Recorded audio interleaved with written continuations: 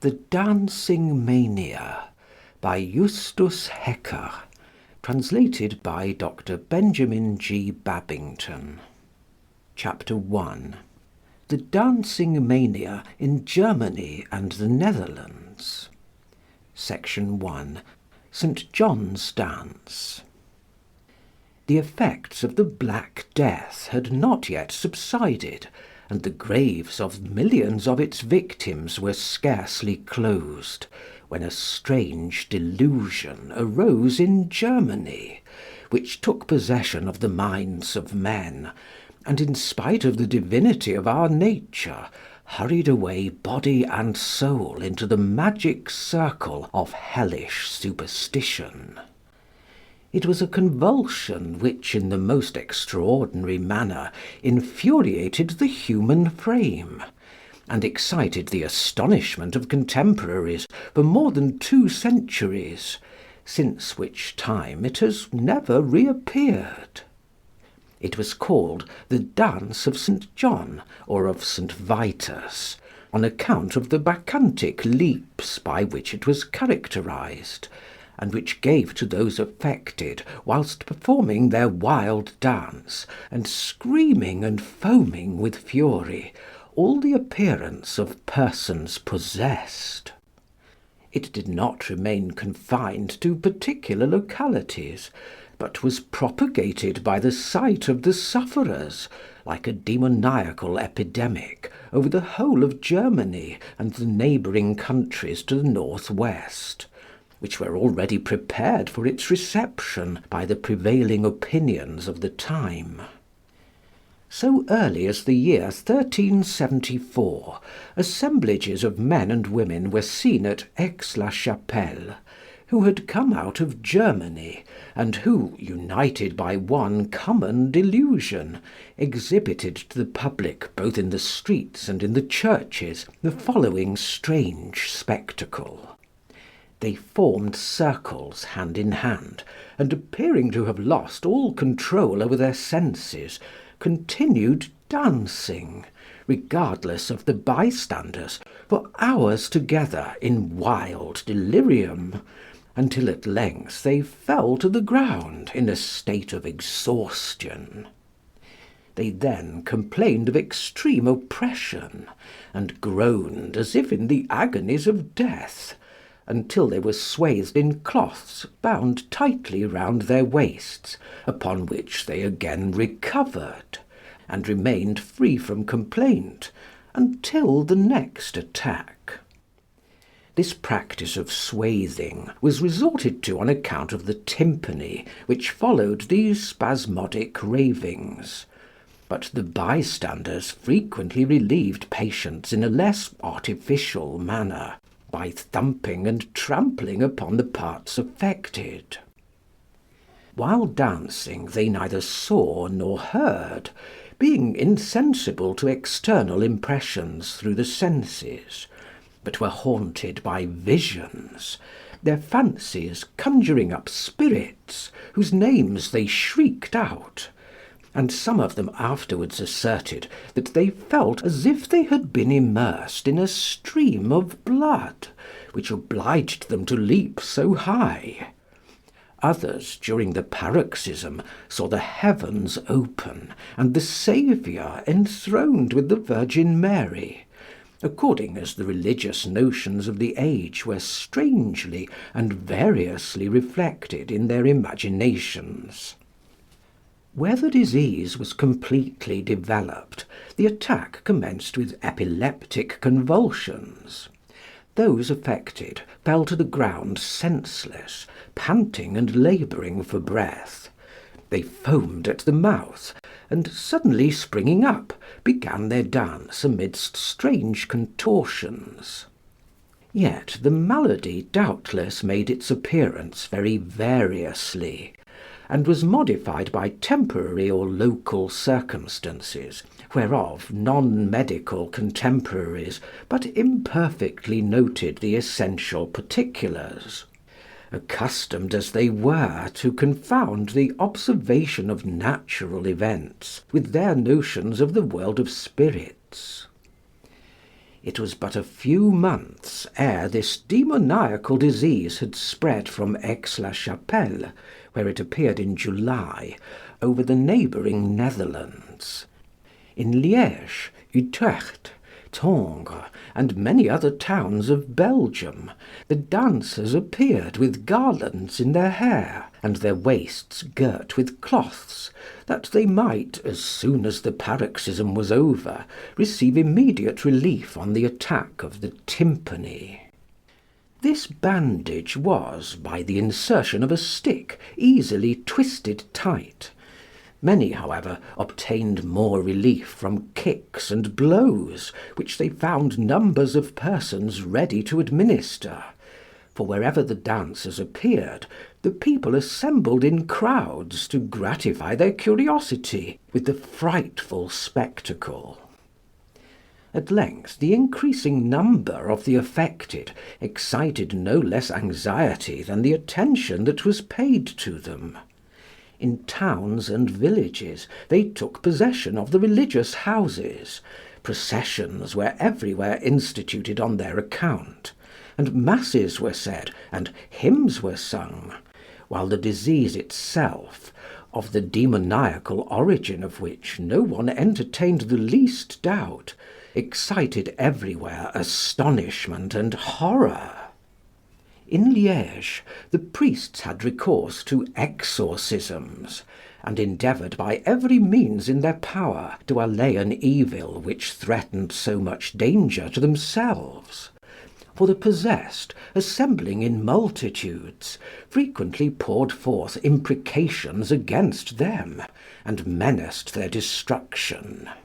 They intimidated the people also to such a degree that there was an express ordinance issued that no one should make any but square-toed shoes, because these fanatics had manifested a morbid dislike to the pointed shoes which had come into fashion immediately after the great mortality in 1350. They were still more irritated at the sight of red colours, the influence of which on the disordered nerves might lead us to imagine an extraordinary accordance between this spasmodic malady and the condition of infuriated animals. But in the St. John's dancers this excitement was probably connected with apparitions consequent upon their convulsions.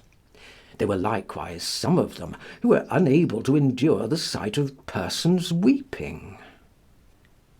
The clergy seemed to become daily more and more confirmed in their belief that those who were affected were a kind of sectarians, and on this account they hastened their exorcisms as much as possible, in order that the evil might not spread amongst the higher classes; for hitherto scarcely any but the poor had been attacked, and the few people of respectability among the laity and clergy who were to be found among them were persons whose natural frivolity was unable to withstand the excitement of novelty, even though it proceeded from a demoniacal influence.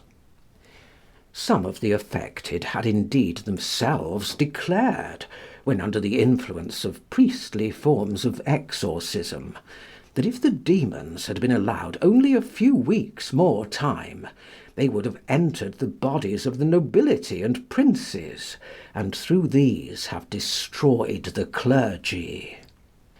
Assertions of this sort, which those possessed uttered whilst in a state which may be compared with that of magnetic sleep, obtained general belief, and passed from mouth to mouth, with wonderful additions.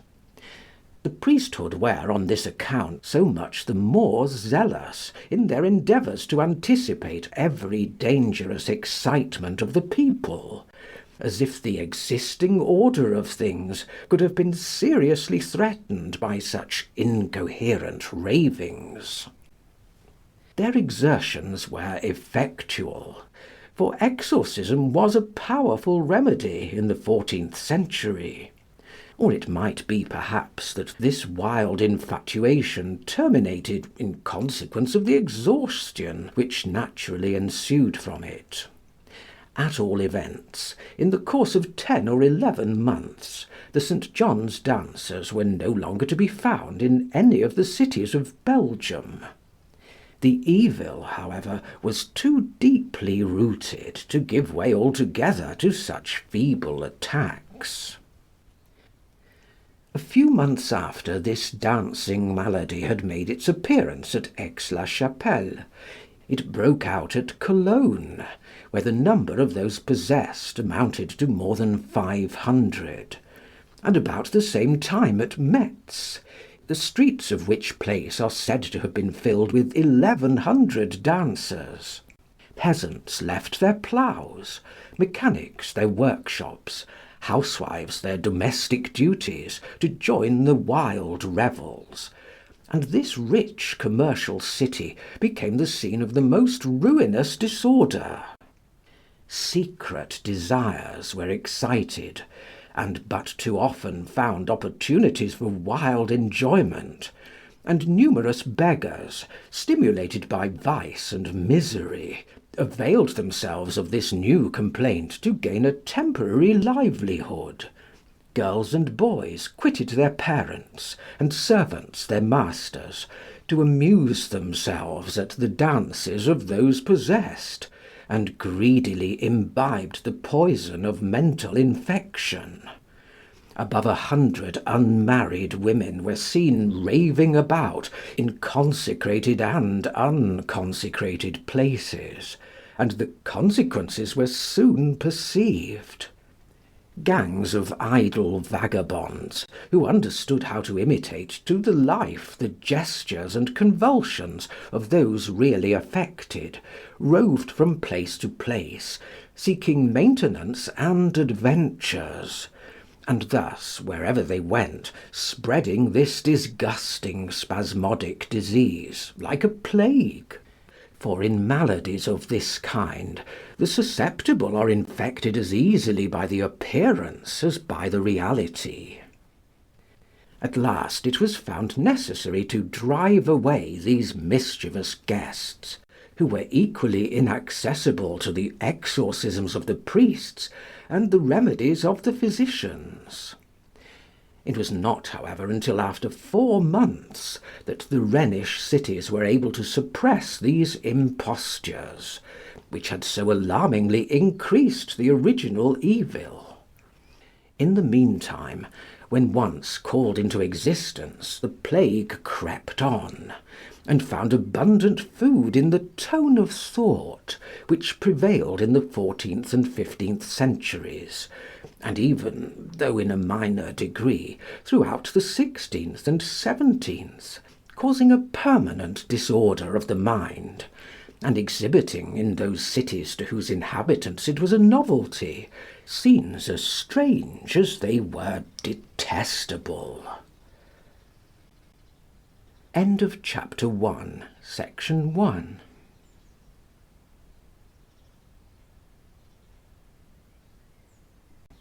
Chapter 1, section 2. St. Vitus's dance. Strasbourg was visited by the dancing plague in the year 1418, and the same infatuation existed among the people there as in the towns of Belgium and the Lower Rhine. Many who were seized at the sight of those affected excited attention at first by their confused and absurd behaviour, and then by their constantly following swarms of dancers.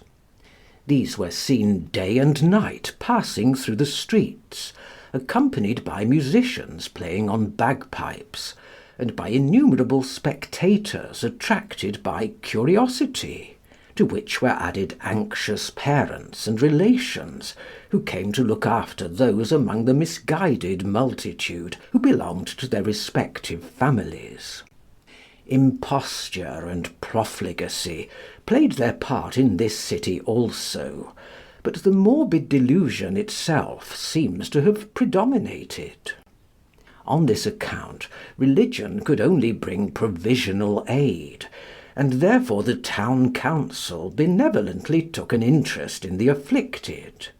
They divided them into separate parties, to each of which they appointed responsible superintendents to protect them from harm, and perhaps also to restrain their turbulence. They were thus conducted on foot and in carriages to the chapels of St. Vitus, near Zabern and Rotestein, where priests were in attendance to work upon their misguided minds by masses and other religious ceremonies. After divine worship was completed, they were led in solemn procession to the altar, where they made some small offering of alms, and where it is probable that many were, through the influence of devotion and the sanctity of the place, cured of this lamentable aberration.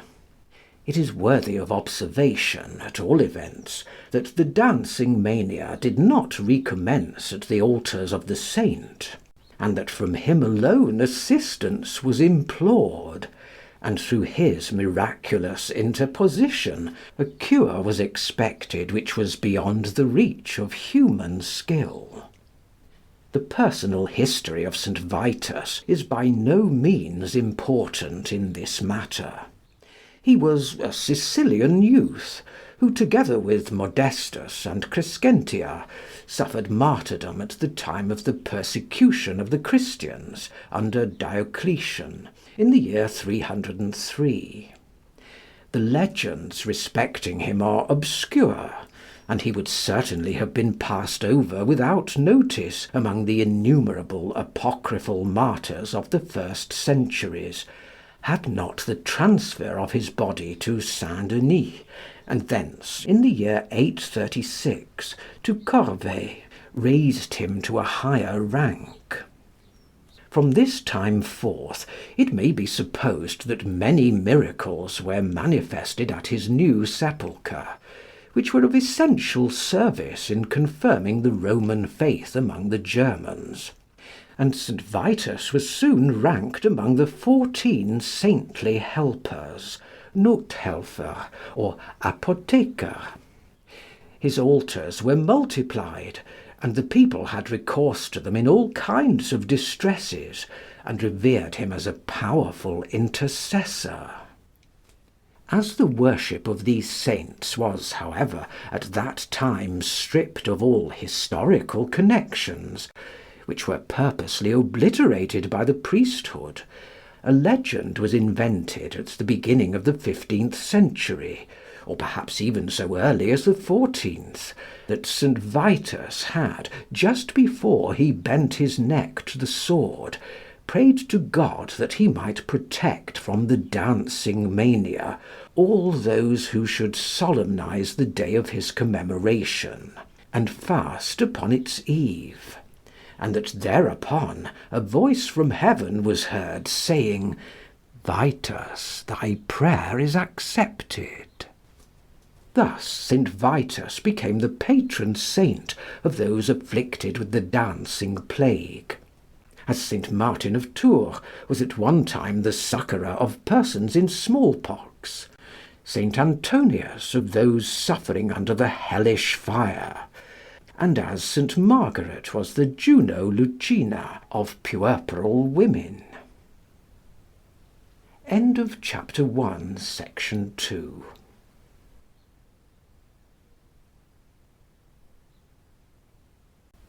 Chapter 1, section 3. Causes. The connection which John the Baptist had with the Dancing Mania of the 14th century was of a totally different character. He was originally far from being a protecting saint to those who were attacked, or one who would be likely to give them relief from a malady considered as the work of the devil. On the contrary, the manner in which he was worshipped afforded an important and very evident cause for its development. From the remotest period, perhaps even so far back as the 4th century, St. John's Day was solemnized with all sorts of strange and rude customs, of which the originally mystical meaning was variously disfigured among different nations by superadded relics of heathenism. Thus, the Germans transferred to the festival of St. John's Day an ancient heathen usage, the kindling of the Notfear, which was forbidden them by St. Boniface, and the belief subsists even to the present day that people and animals that have leaped through these flames, or rather their smoke, are protected for a whole year from fevers and other diseases, as if by a kind of baptism by fire. Bacchanalian dances, which have originated in similar causes among all the rude nations of the earth, and the wild extravagancies of a heated imagination, were the constant accompaniments of this half-heathen, half-Christian festival. At the period of which we are treating, however, the Germans were not the only people who gave way to the ebullitions of fanaticism in keeping the festival of St. John the Baptist. Similar customs were also to be found among the nations of southern Europe and of Asia, and it is more than probable that the Greeks transferred to the festival of St. John the Baptist, who is also held in high esteem among the Mohammedans, a part of their bacchanalian mysteries, an absurdity of a kind which is but too frequently met with in human affairs. How far a remembrance of the history of St. John's death may have had an influence on this occasion, we would leave learned theologians to decide. It is only of importance here to add that in Abyssinia, a country entirely separated from Europe, where Christianity has maintained itself in its primeval simplicity against Mohammedanism, John is to this day worshipped as protecting saint of those who are attacked with the dancing malady. In these fragments of the dominion of mysticism and superstition, historical connection is not to be found. When we observe, however, that the first dancers in Aix-la-Chapelle appeared in July with St. John's name in their mouths, the conjecture is probable that the wild revels of St. John's Day, A.D. 1374, gave rise to this mental plague, which thenceforth has visited so many thousands with incurable aberration of mind and disgusting distortions of body. This is rendered so much the more probable because some months previously the districts in the neighbourhood of the Rhine and the Main had met with great disasters. So early as February, both these rivers had overflowed their banks to a great extent. The walls of the town of Cologne, on the side next to the Rhine, had fallen down, and a great many villages had been reduced to the utmost distress. To this was added the miserable condition of western and southern Germany. Neither law nor edict could suppress the incessant feuds of the barons, and in Franconia especially, the ancient times of club law appeared to be revived. Security of property there was none. Arbitrary will everywhere prevailed. Corruption of morals and rude power rarely met with even a feeble opposition. Whence it arose that the cruel but lucrative persecutions of the Jews were in many places still practised through the whole of this century with their wonted ferocity.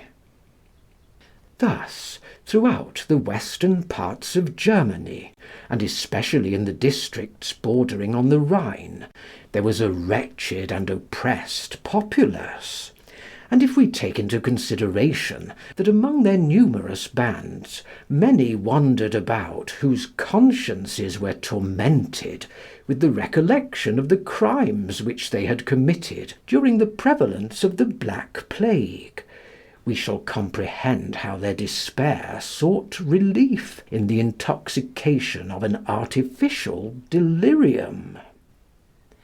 There is hence good ground for supposing that the frantic celebration of the festival of St. John, Anno Domini 1374, only served to bring to a crisis a malady which had been long impending. And if we would further inquire how a hitherto harmless usage, which like many others had but served to keep up superstition, could degenerate into so serious a disease, we must take into account the unusual excitement of men's minds, and the consequences of wretchedness and want. The bowels, which in many were debilitated by hunger and bad food, were precisely the parts which in most cases were attacked with excruciating pain, and the tympanitic state of the intestines points out to the intelligent physician an origin of the disorder which is well worth consideration. End of chapter 1, section 3.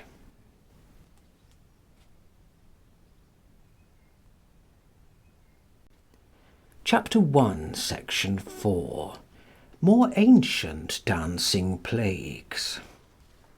The Dancing Mania of the year 1374 was in fact no new disease, but a phenomenon well known in the Middle Ages, of which many wondrous stories were traditionally current among the people.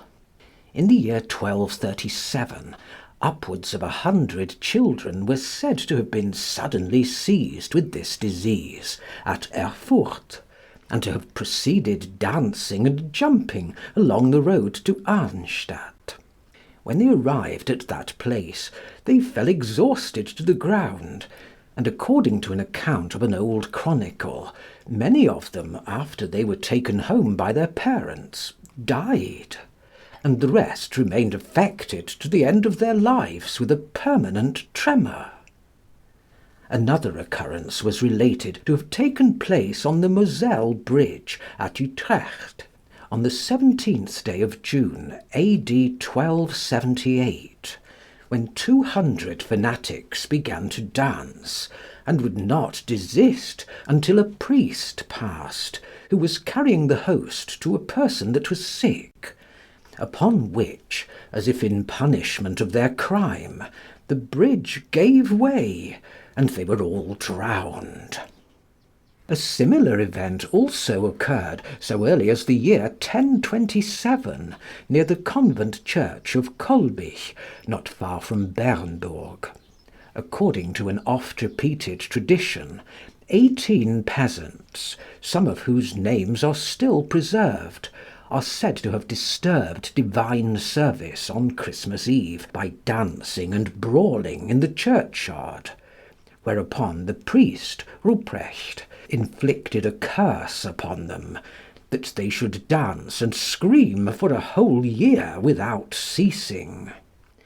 This curse is stated to have been completely fulfilled, so that the unfortunate sufferers at length sank knee-deep into the earth, and remained the whole time without nourishment, until they were finally released by the intercession of 2 pious bishops.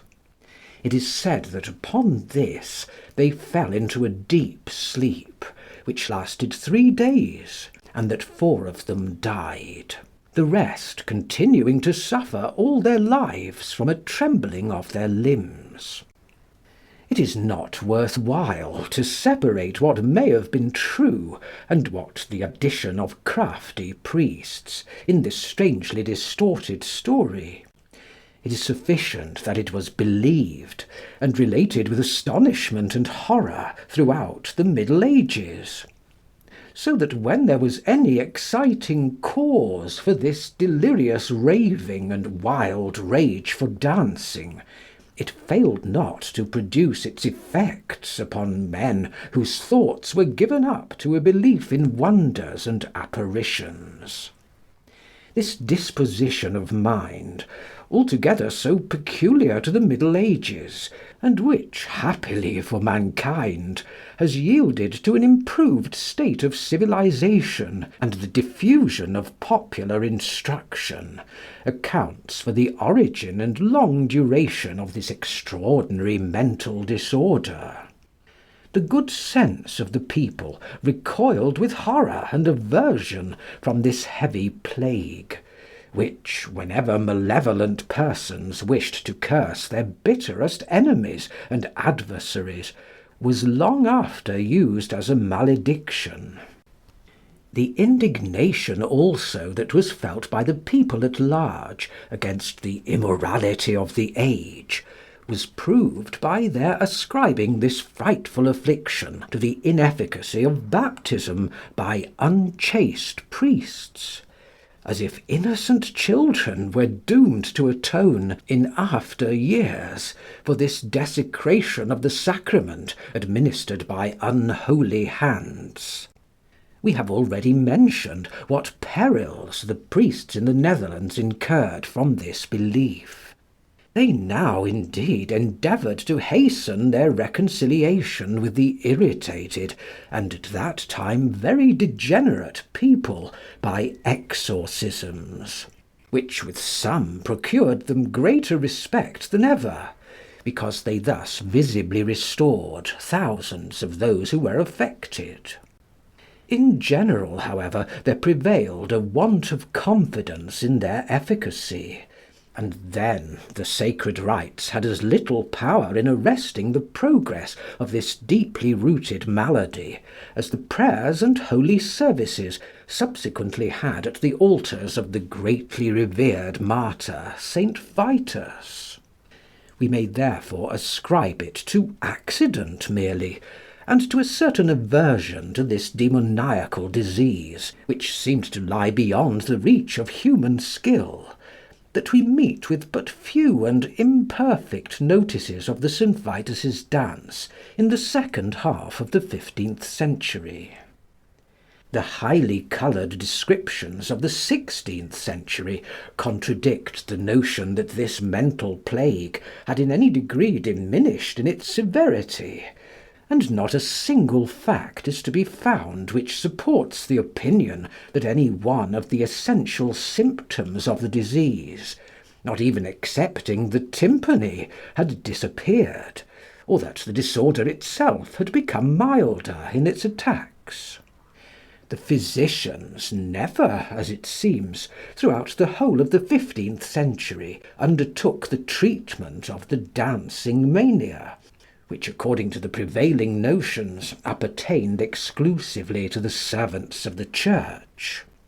Against demoniacal disorders they had no remedies, and though some at first did promulgate the opinion that the malady had its origin in natural circumstances, such as a hot temperament, and other causes named in the phraseology of the schools, yet these opinions were the less examined, as it did not appear worth while to divide with a jealous priesthood the care of a host of fanatical vagabonds and beggars. End of Chapter 1, Section 4.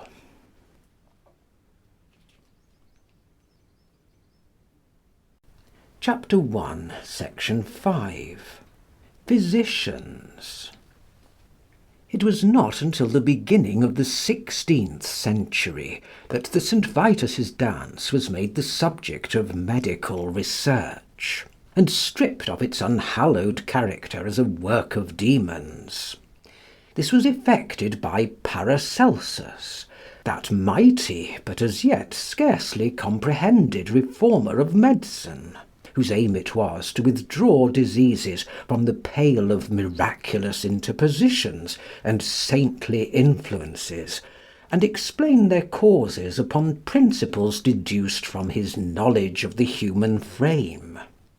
We will not, however, admit that the saints have power to inflict diseases, and that these ought to be named after them, although many there are who in their theology lay great stress on this supposition, ascribing them rather to God than to nature, which is but idle talk.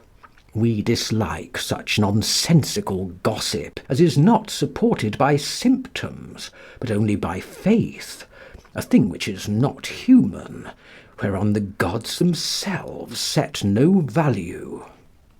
Such were the words which Paracelsus addressed to his contemporaries, who were as yet incapable of appreciating doctrines of this sort.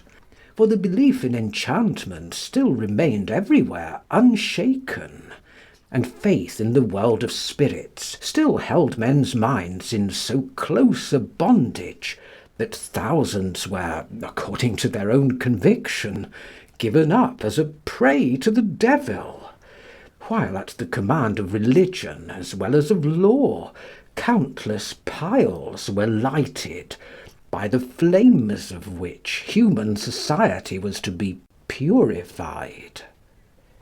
Paracelsus divides the St. Vitus's dance into three kinds. First, that which arises from imagination, vitista, chorea imaginativa, aestimativa, by which the original dancing plague is to be understood. Secondly, that which arises from sensual desires, depending on the will, chorea lasciva. Thirdly, that which arises from corporeal causes, chorea naturalis, coacta, which, according to a strange notion of his own, he explained by maintaining that in certain vessels which are susceptible of an internal pruriency, and thence produce laughter, the blood is set in commotion in consequence of an alteration in the vital spirits, whereby involuntary fits of intoxicating joy and a propensity to dance are occasioned. To this notion he was no doubt led from having observed a milder form of St. Vitus's dance, not uncommon in his time, which was accompanied by involuntary laughter, and which bore a resemblance to the hysterical laughter of the moderns, except that it was characterised by more pleasurable sensations and by an extravagant propensity to dance. There was no howling, screaming, and jumping, as in the severer form, neither was the disposition to dance by any means insuperable. Patients thus affected, although they had not a complete control over their understandings, yet were sufficiently self-possessed during the attack to obey the instructions which they received. There were even some among them who did not dance at all, but only felt an involuntary impulse to allay the internal sense of disquietude, which is the usual forerunner of an attack of this kind, by laughter and quick walking, carried to the extent of producing fatigue. This disorder, so different from the original type, evidently approximates to the modern chorea, or rather is in perfect accordance with it, even to the less essential symptom of laughter. A mitigation in the form of the dancing mania had thus clearly taken place at the commencement of the 16th century. On the communication of the St. Vitus's dance by sympathy, Paracelsus, in his peculiar language, expresses himself with great spirit, and shows a profound knowledge of the nature of sensual impressions which find their way to the heart, the seat of joys and emotions, which overpower the opposition of reason, and whilst all other qualities and natures are subdued, incessantly impel the patient, in consequence of his original compliance and his all-conquering imagination, to imitate what he has seen. On his treatment of the disease we cannot bestow any great praise, but must be content with the remark that it was in conformity with the notions of the age in which he lived. For the first kind, which often originated in passionate excitement, he had a mental remedy, the efficacy of which is not to be despised, if we estimate its value in connection with the prevalent opinions of those times. The patient was to make an image of himself in wax or resin, and by an effort of thought to concentrate all his blasphemies and sins in it, without the intervention of any other persons, to set his whole mind and thoughts concerning these oaths in the image. And when he had succeeded in this, he was to burn the image, so that not a particle of it should remain. In all this there was no mention made of St. Vitus, or of any of the other mediatory saints, which is accounted for by the circumstance that at this time an open rebellion against the Romish Church had begun, and the worship of saints was by many rejected as idolatrous. For the second kind of St. Vitus's dance, arising from sensual irritation, with which women were far more frequently affected than men, Paracelsus recommended harsh treatment and strict fasting. He directed that the patient should be deprived of their liberty, placed in solitary confinement, and made to sit in an uncomfortable place until their misery brought them to their senses and to a feeling of penitence. He then permitted them gradually to return to their accustomed habits. Severe corporal chastisement was not omitted, but on the other hand, angry resistance on the part of the patient was to be sedulously avoided, on the ground that it might increase his malady, or even destroy him. Moreover, where it seemed proper, Paracelsus allayed the excitement of the nerves by immersion in cold water. On the treatment of the third kind we shall not here enlarge. It was to be effected by all sorts of wonderful remedies, composed of the quintessences; and it would require, to render it intelligible, a more extended exposition of peculiar principles than suits our present purpose. End of Chapter 1, Section 5.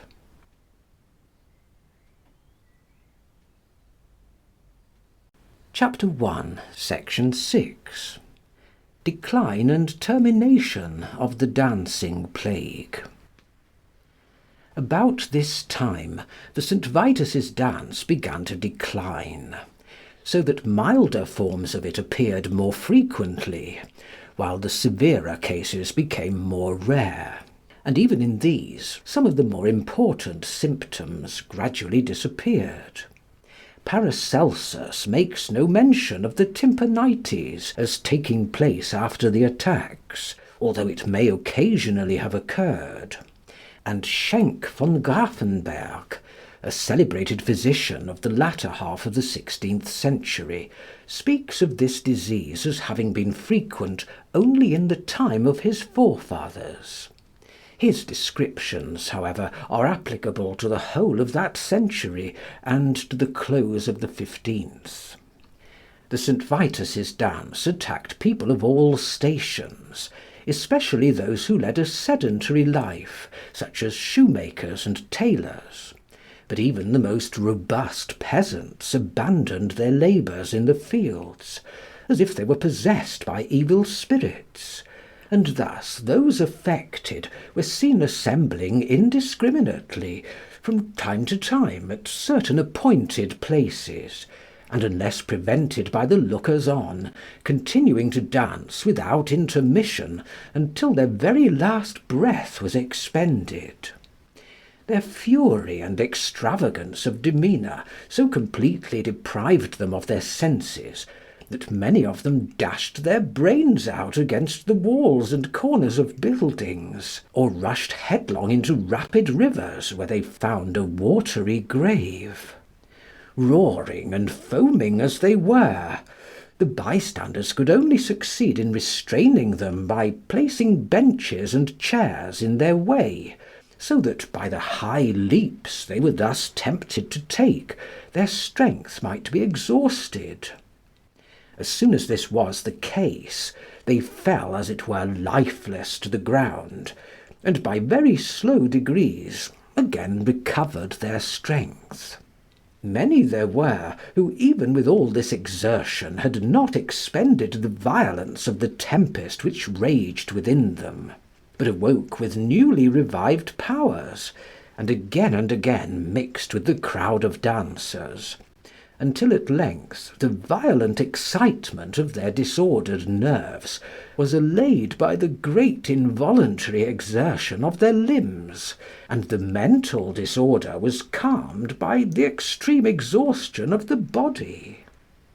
Thus the attacks themselves were in these cases, as in their nature they are in all nervous complaints, necessary crises of an inward morbid condition, which was transferred from the sensorium to the nerves of motion, and at an earlier period to the abdominal plexus, where a deep-seated derangement of the system was perceptible from the secretion of flatus in the intestines. The cure effected by these stormy attacks was in many cases so perfect that some patients returned to the factory or the plough as if nothing had happened. Others, on the contrary, paid the penalty of their folly by so total a loss of power that they could not regain their former health, even by the employment of the most strengthening remedies. Medical men were astonished to observe that women in an advanced state of pregnancy were capable of going through an attack of the disease without the slightest injury to their offspring, which they protected merely by a bandage passed round the waist. Cases of this kind were not infrequent so late as Schenck's time. That patients should be violently affected by music, and their paroxysms brought on and increased by it, is natural with such nervous disorders, where deeper impressions are made through the ear, which is the most intellectual of all the organs, than through any of the other senses. On this account the magistrates hired musicians for the purpose of carrying the St. Vitus's dancers so much the quicker through the attacks, and directed that athletic men should be sent among them in order to complete the exhaustion, which had been often observed to produce a good effect. At the same time there was a prohibition against wearing red garments, because at the sight of this colour those affected became so furious that they flew at the persons who wore it, and were so bent upon doing them an injury that they could with difficulty be restrained.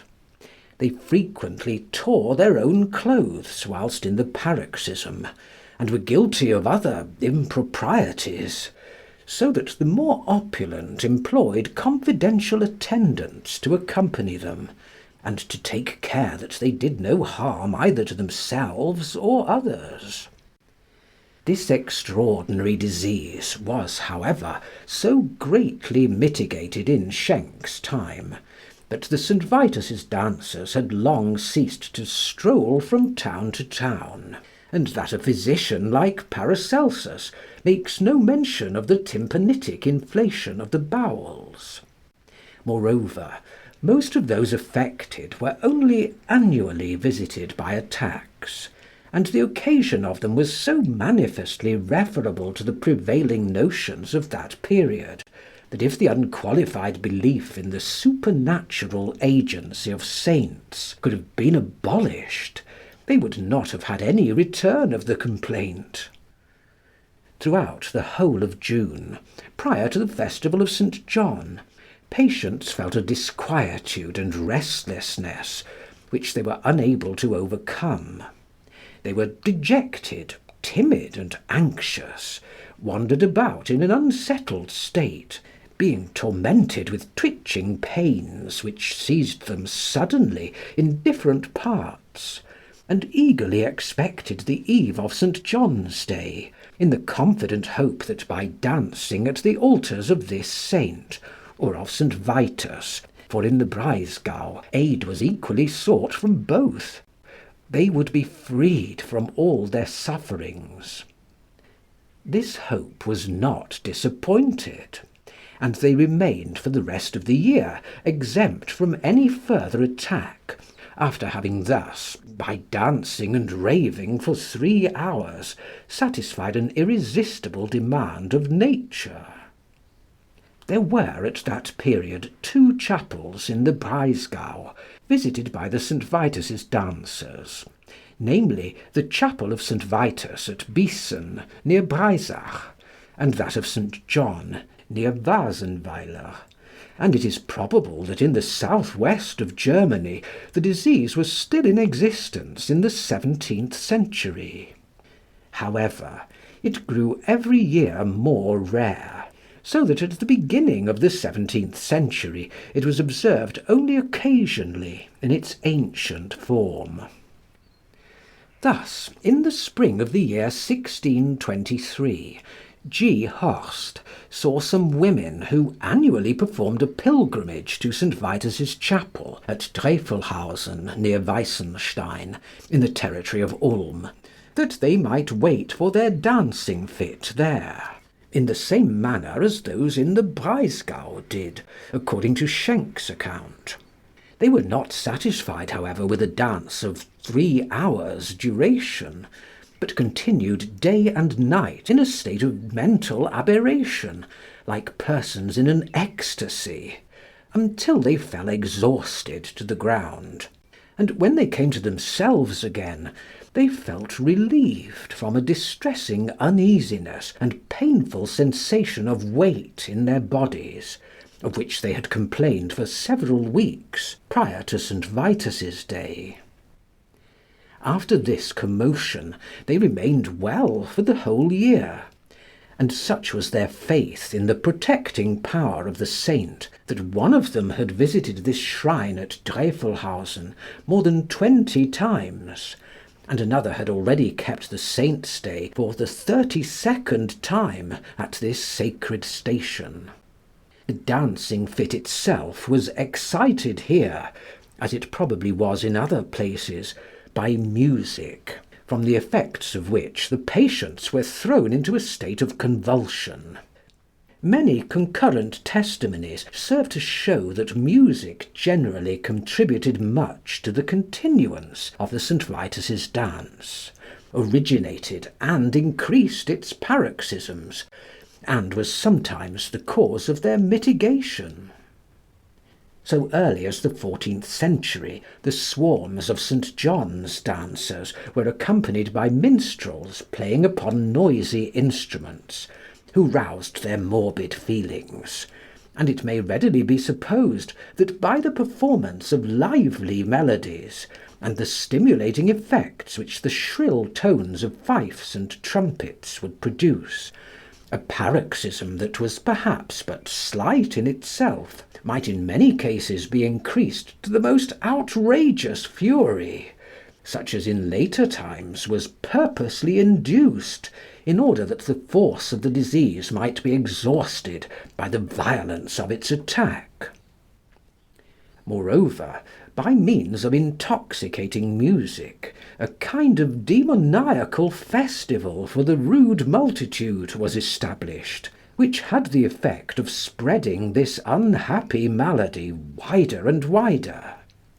Soft harmony was, however, employed to calm the excitement of those affected, and it is mentioned as a character of the tunes played with this view to the St. Vitus's dancers, that they contained transitions from a quick to a slow measure, and passed gradually from a high to a low key. It is to be regretted that no trace of this music has reached our times, which is owing partly to the disastrous events of the 17th century, and partly to the circumstance that the disorder was looked upon as entirely national, and only incidentally considered worthy of notice by foreign men of learning. If the St. Vitus's dance was already on the decline at the commencement of the 17th century, the subsequent events were altogether adverse to its continuance. Wars, carried on with animosity and with various success for 30 years, shook the west of Europe, and although the unspeakable calamities which they brought upon Germany, both during their continuance and in their immediate consequences, were by no means favourable to the advance of knowledge, yet, with the vehemence of a purifying fire, they gradually effected the intellectual regeneration of the Germans. Superstition in her ancient form never again appeared, and the belief in the dominion of spirits, which prevailed in the Middle Ages, lost for ever its once formidable power. End of chapter 1.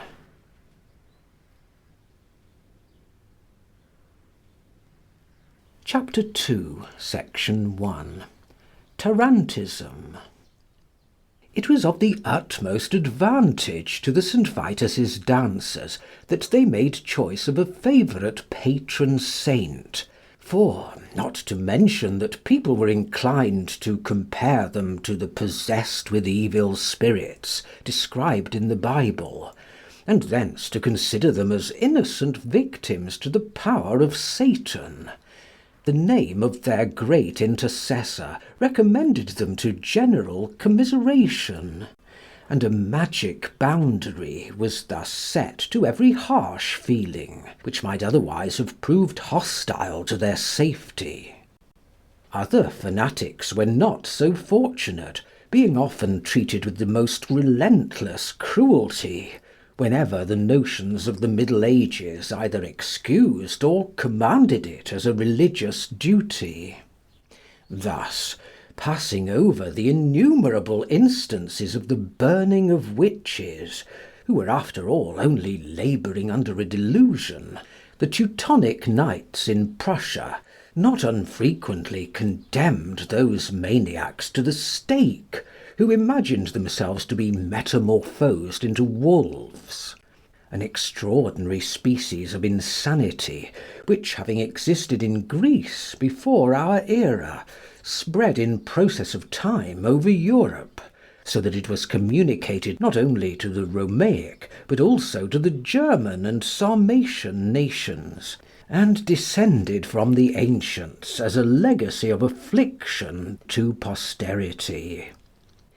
In modern times, lycanthropy, such was the name given to this infatuation, has vanished from the earth, but it is nevertheless well worthy the consideration of the observer of human aberrations, and a history of it by some writer who is equally well acquainted with the Middle Ages as with antiquity is still a desideratum. We leave it for the present without further notice, and turn to a malady most extraordinary in all its phenomena, having a close connection with the St. Vitus's dance, and by a comparison of facts which are altogether similar, affording us an instructive subject for contemplation.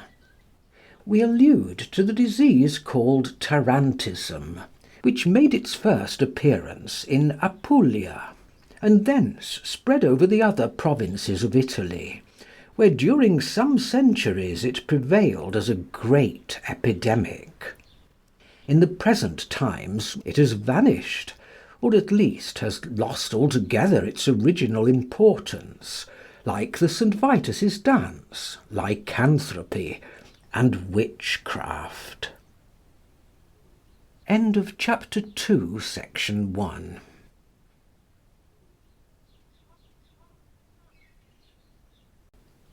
Chapter 2, Section 2.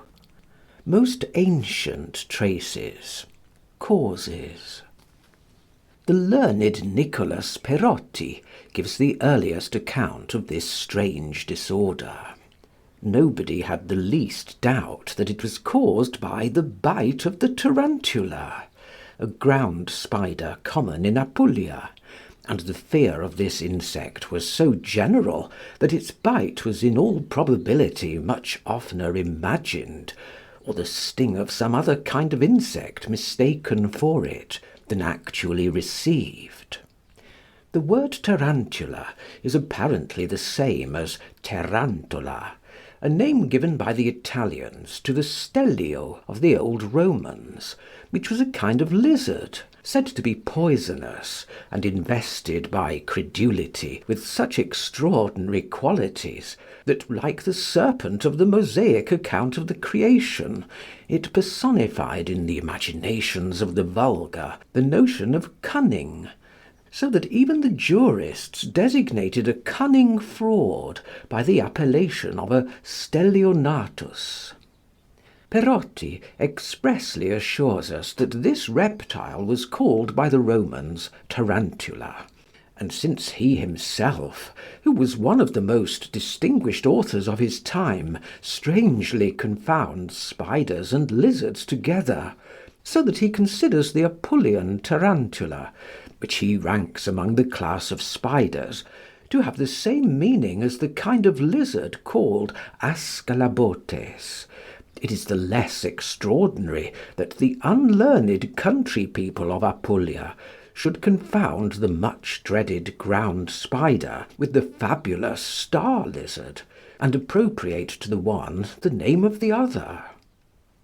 The derivation of the word tarantula from the city of Tarentum, or the river Tara in Apulia, on the banks of which this insect is said to have been most frequently found, or at least its bite to have had the most venomous effect, seems not to be supported by authority.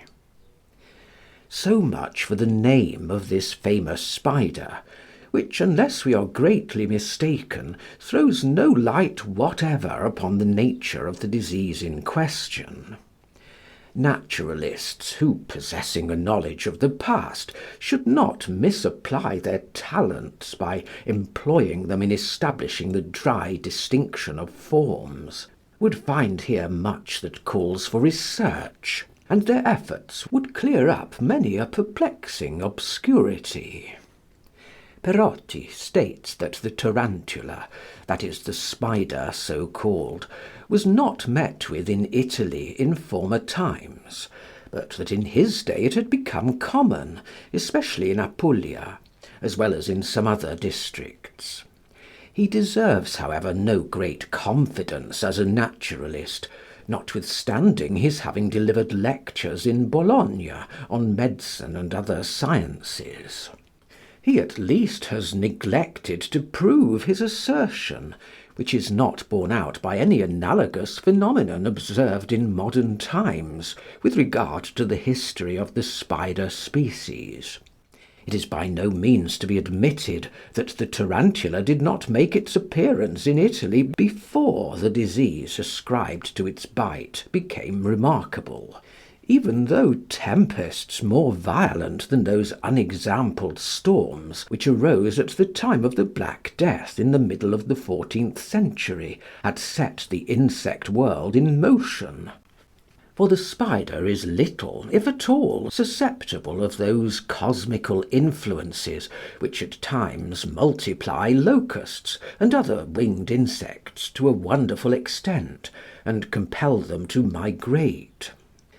The symptoms which Perotti enumerates as consequent on the bite of the tarantula agree very exactly with those described by later writers. Those who were bitten generally fell into a state of melancholy, and appeared to be stupefied, and scarcely in possession of their senses. This condition was, in many cases, united with so great a sensibility to music, that at the very first tones of their favourite melodies they sprang up shouting for joy, and danced on without intermission until they sank to the ground exhausted and almost lifeless. In others, the disease did not take this cheerful turn. They wept constantly, and, as if pining away with some unsatisfied desire, spent their days in the greatest misery and anxiety. Others, again, in morbid fits of love, cast their longing looks on women, and instances of death are recorded, which are said to have occurred under a paroxysm of either laughing or weeping. From this description, incomplete as it is, we may easily gather that tarantism, the essential symptoms of which are mentioned in it, could not have originated in the 15th century, to which Perotti's account refers.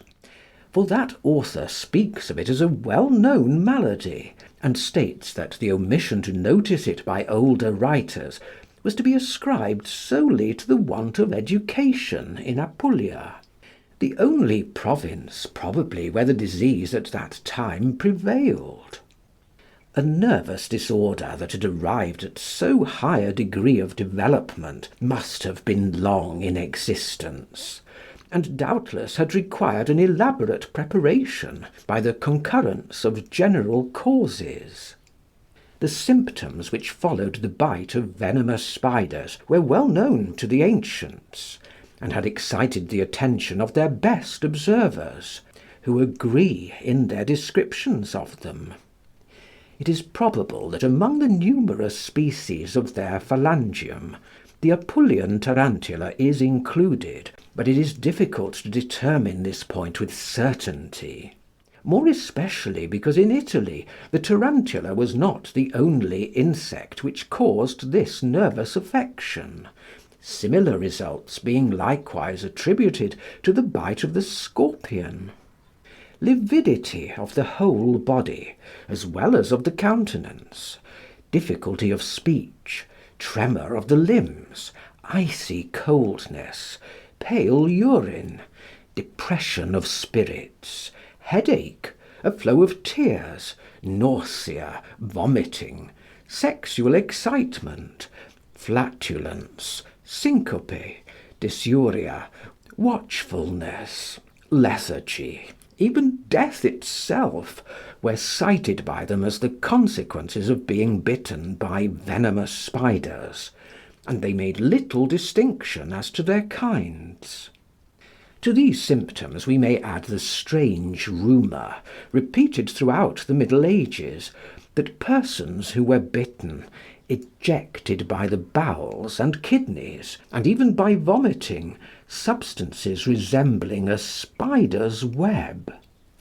Nowhere, however, do we find any mention made that those affected felt an irresistible propensity to dancing, or that they were accidentally cured by it. Even Constantine of Africa, who lived 500 years after Aetius, and as the most learned physician of the school of Salerno, would certainly not have passed over so acceptable a subject of remark, knows nothing of such a memorable course of this disease arising from poison, and merely repeats the observations of his Greek predecessors. Gariopontus, a Salernian physician of the 11th century, was the first to describe a kind of insanity, the remote affinity of which to the tarantula disease is rendered apparent by a very striking symptom. The patients in their sudden attacks behaved like maniacs, sprang up, throwing their arms about with wild movements, and if perchance a sword was at hand, they wounded themselves and others, so that it became necessary carefully to secure them.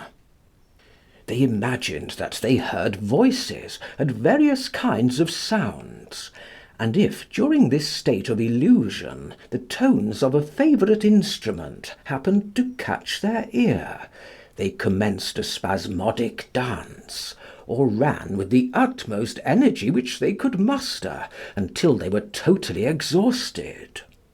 These dangerous maniacs, who it would seem appeared in considerable numbers, were looked upon as a legion of devils.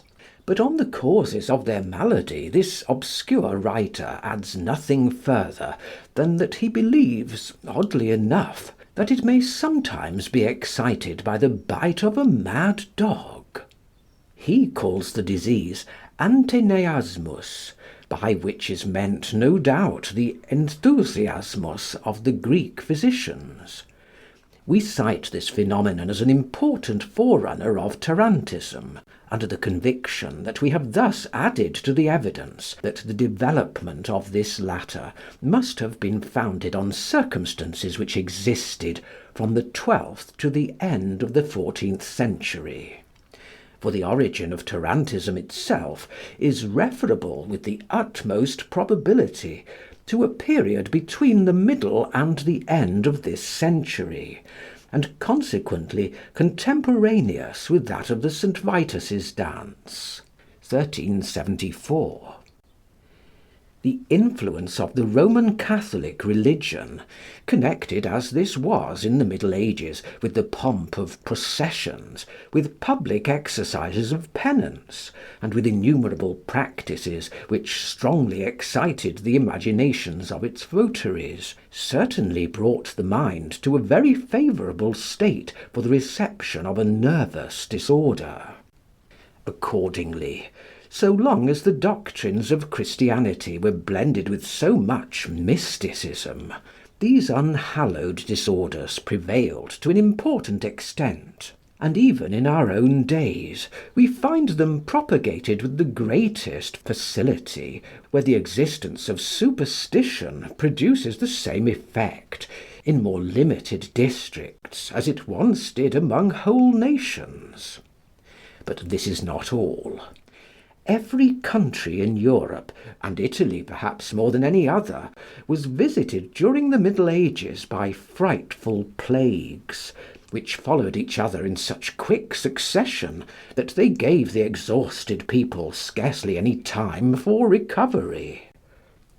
The Oriental bubo plague ravaged Italy 16 times between the years 1119 and 1340.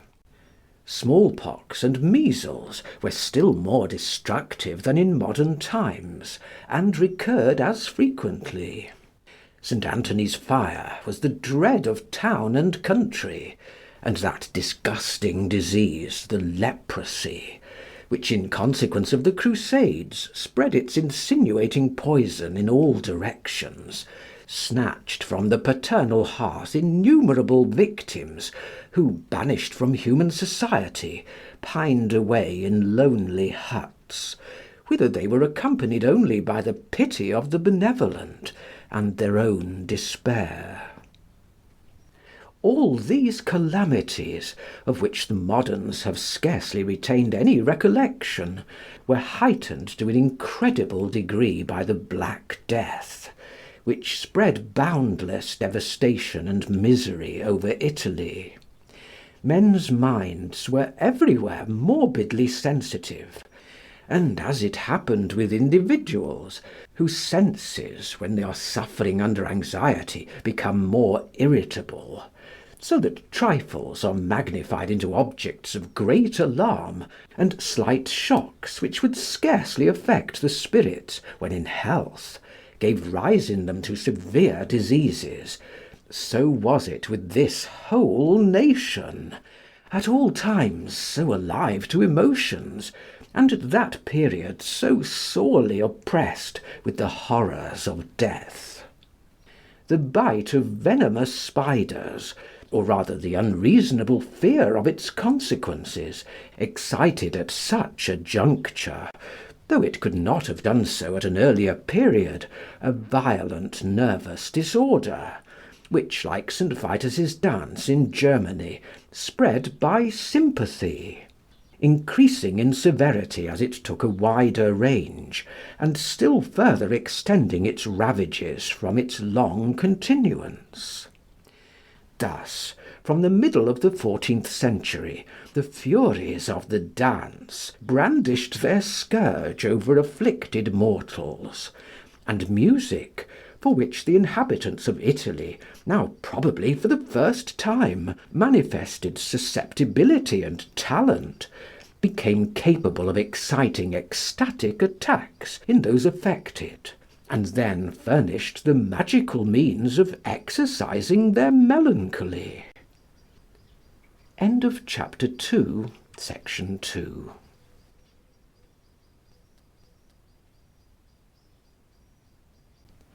Chapter 2, section 3. Increase. At the close of the 15th century, we find that tarantism had spread beyond the boundaries of Apulia, and that the fear of being bitten by venomous spiders had increased. Nothing short of death itself was expected from the wound which these insects inflicted, and if those who were bitten escaped with their lives, they were said to be seen pining away in a desponding state of lassitude. Many became weak-sighted or hard of hearing, some lost the power of speech, and all were insensible to ordinary causes of excitement. Nothing but the flute or the cithern afforded them relief. At the sound of these instruments they awoke as it were by enchantment, opened their eyes, and moving slowly at first, according to the measure of the music, where, as the time quickened, gradually hurried on to the most passionate dance. It was generally observable that country people, who were rude and ignorant of music, evinced on these occasions an unusual degree of grace, as if they had been well practised in elegant movements of the body. For it is a peculiarity in nervous disorders of this kind, that the organs of motion are in an altered condition, and are completely under the control of the overstrained spirits. Cities and villages alike resounded throughout the summer season with the notes of fifes, clarinets, and Turkish drums, and patients were everywhere to be met with who looked to dancing as their only remedy. Alexander ab Alexandro, who gives this account, saw a young man in a remote village who was seized with a violent attack of tarantism. He listened with eagerness and a fixed stare to the sound of a drum, and his graceful movements gradually became more and more violent, until his dancing was converted into a succession of frantic leaps, which required the utmost exertion of his whole strength. In the midst of this overstrained exertion of mind and body, the music suddenly ceased, and he immediately fell powerless to the ground, where he lay senseless and motionless until its magical effect again aroused him to a renewal of his impassioned performances. At the period of which we are treating, there was a general conviction that by music and dancing the poison of the tarantula was distributed over the whole body, and expelled through the skin, but that if there remained the slightest vestige of it in the vessels, this became a permanent germ of the disorder, so that the dancing fits might again and again be excited ad infinitum by music. This belief, which resembled the delusion of those insane persons who, being by artful management freed from the imagined causes of their sufferings, are but for a short time released from their false notions, was attended with the most injurious effects. For in consequence of it, those affected necessarily became, by degrees, convinced of the incurable nature of their disorder. They expected relief indeed, but not a cure, from music. And when the heat of summer awakened a recollection of the dances of the preceding year, They, like the St. Vitus's dancers of the same period, before St. Vitus's day, again grew dejected and misanthropic, until, by music and dancing, they dispelled the melancholy, which had become with them a kind of sensual enjoyment. Under such favourable circumstances, it is clear that tarantism must every year have made further progress. The number of those affected by it increased beyond all belief, for whoever had either actually been, or even fancied that he had been, once bitten by a poisonous spider or scorpion, made his appearance annually wherever the merry notes of the tarantella resounded. Inquisitive females joined the throng and caught the disease, not indeed from the poison of the spider, but from the mental poison which they eagerly received through the eye. And thus the cure of the tarantati gradually became established as a regular festival of the populace, which was anticipated with impatient delight. Without attributing more to deception and fraud than to the peculiar nature of a progressive mental malady, it may readily be conceived that the cases of this strange disorder now grew more frequent. The celebrated Mattioli, who is worthy of entire confidence, gives his account as an eye-witness.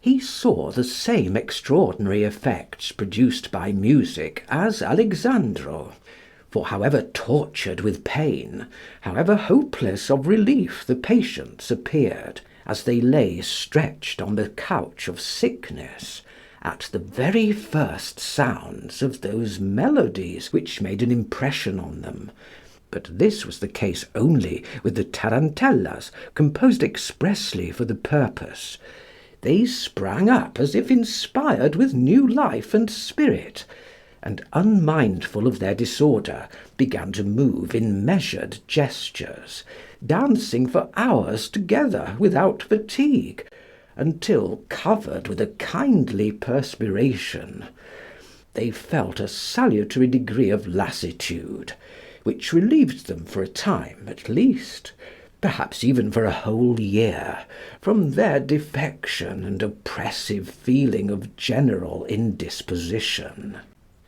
Alexandro's experience of the injurious effects resulting from a sudden cessation of the music was generally confirmed by Mattioli. If the clarinets and drums ceased for a single moment, which, as the most skilful players were tired out by the patients, could not but happen occasionally, they suffered their limbs to fall listless, again sank exhausted to the ground, and could find no solace but in a renewal of the dance. On this account, care was taken to continue the music until exhaustion was produced, for it was better to pay a few extra musicians, who might relieve each other, than to permit the patient, in the midst of this curative exercise, to relapse into so deplorable a state of suffering. The attack consequent upon the bite of the tarantula, Mattioli describes as varying much in its manner. Some became morbidly exhilarated, so that they remained for a long while without sleep, laughing, dancing, and singing in a state of the greatest excitement. Others, on the contrary, were drowsy. The generality felt nausea, and suffered from vomiting, and some had constant tremors. Complete mania was no uncommon occurrence, not to mention the usual dejection of spirits, and other subordinate symptoms. End of Chapter 2, Section 3.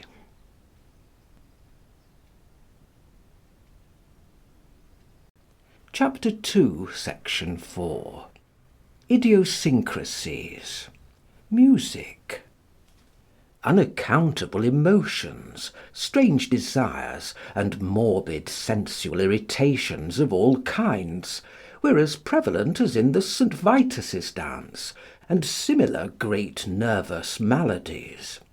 So late as the 16th century, patients were seen armed with glittering swords, which, during the attack, they brandished with wild gestures, as if they were going to engage in a fencing match.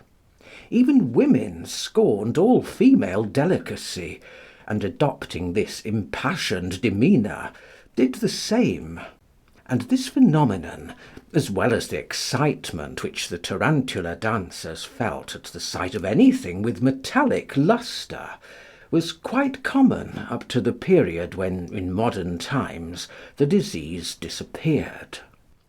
The abhorrence of certain colours, and the agreeable sensations produced by others, were much more marked among the excitable Italians than was the case in the St. Vitus's dance with the more phlegmatic Germans. Red colours, which the St. Vitus's dancers detested, they generally liked, so that a patient was seldom seen who did not carry a red handkerchief for his gratification, or greedily feast his eyes on any articles of red clothing worn by the bystanders.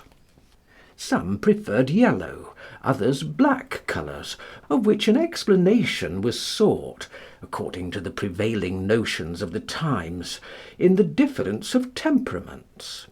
Others again were enraptured with green, and eye-witnesses describe this rage for colours as so extraordinary that they can scarcely find words with which to express their astonishment.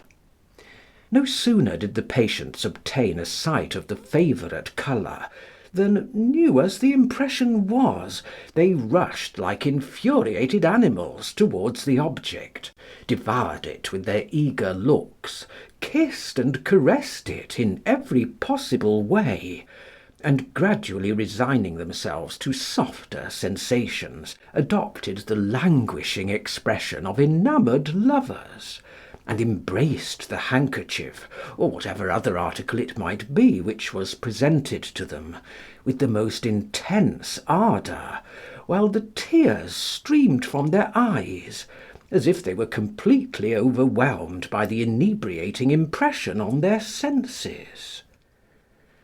The dancing fits of a certain Capuchin friar in Tarentum excited so much curiosity that Cardinal Caetano proceeded to the monastery, that he might see with his own eyes what was going on.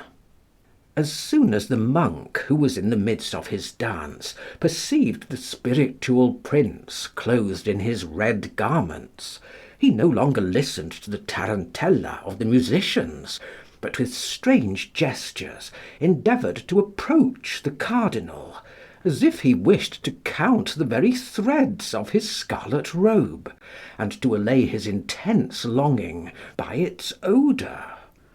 The interference of the spectators and his own respect prevented his touching it, and thus, the irritation of his senses not being appeased, he fell into a state of such anguish and disquietude that he presently sank down in a swoon, from which he did not recover until the cardinal compassionately gave him his cape. This he immediately seized in the greatest ecstasy, and pressed now to his breast, now to his forehead and cheeks, and then again commenced his dance, as if in the frenzy of a love fit. At the sight of colours which they disliked, patients flew into the most violent rage, and, like the St. Vitus's dancers when they saw red objects, could scarcely be restrained from tearing the clothes of those spectators who raised in them such disagreeable sensations. Another no less extraordinary symptom was the ardent longing for the sea which the patients evinced. As the St. John's dancers of the 14th century saw in the spirit the heavens open and display all the splendour of the saints, so did those who were suffering under the bite of the tarantula feel themselves attracted to the boundless expanse of the blue ocean, and lost themselves in its contemplation. Some songs which are still preserved mark this peculiar longing, which was moreover expressed by significant music, and was excited even by the bare mention of the sea. Some, in whom this susceptibility was carried to the greatest pitch, cast themselves with blind fury into the blue waves, as the St. Vitus's dancers occasionally did into rapid rivers. This condition, so opposite to the frightful state of hydrophobia, betrayed itself in others only in the pleasure afforded to them by the sight of clear water in glasses.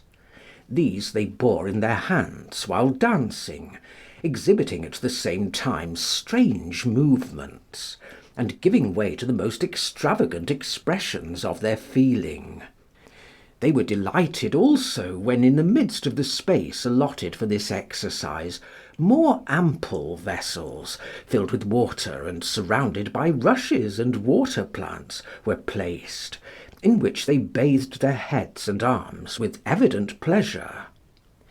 Others there were who rolled about on the ground, and were by their own desire buried up to the neck in the earth, in order to alleviate the misery of their condition, not to mention an endless variety of other symptoms which showed the perverted action of the nerves. All these modes of relief, however, were as nothing in comparison with the irresistible charms of musical sound. Attempts had indeed been made in ancient times to mitigate the pain of sciatica, or the paroxysms of mania, by the soft melody of the flute, and, what is still more applicable to the present purpose, to remove the danger arising from the bite of vipers by the same means. This, however, was tried only to a very small extent. But after being bitten by the tarantula, there was, according to popular opinion, no way of saving life except by music; and it was hardly considered as an exception to the general rule that every now and then the bad effects of a wound were prevented by placing a ligature on the bitten limb, or by internal medicine, or that strong persons occasionally withstood the effects of the poison without the employment of any remedies at all. It was much more common, and is quite in accordance with the nature of so exquisite a nervous disease, to hear accounts of many who, when bitten by the tarantula, perished miserably, because the tarantella, which would have afforded them deliverance, was not played to them.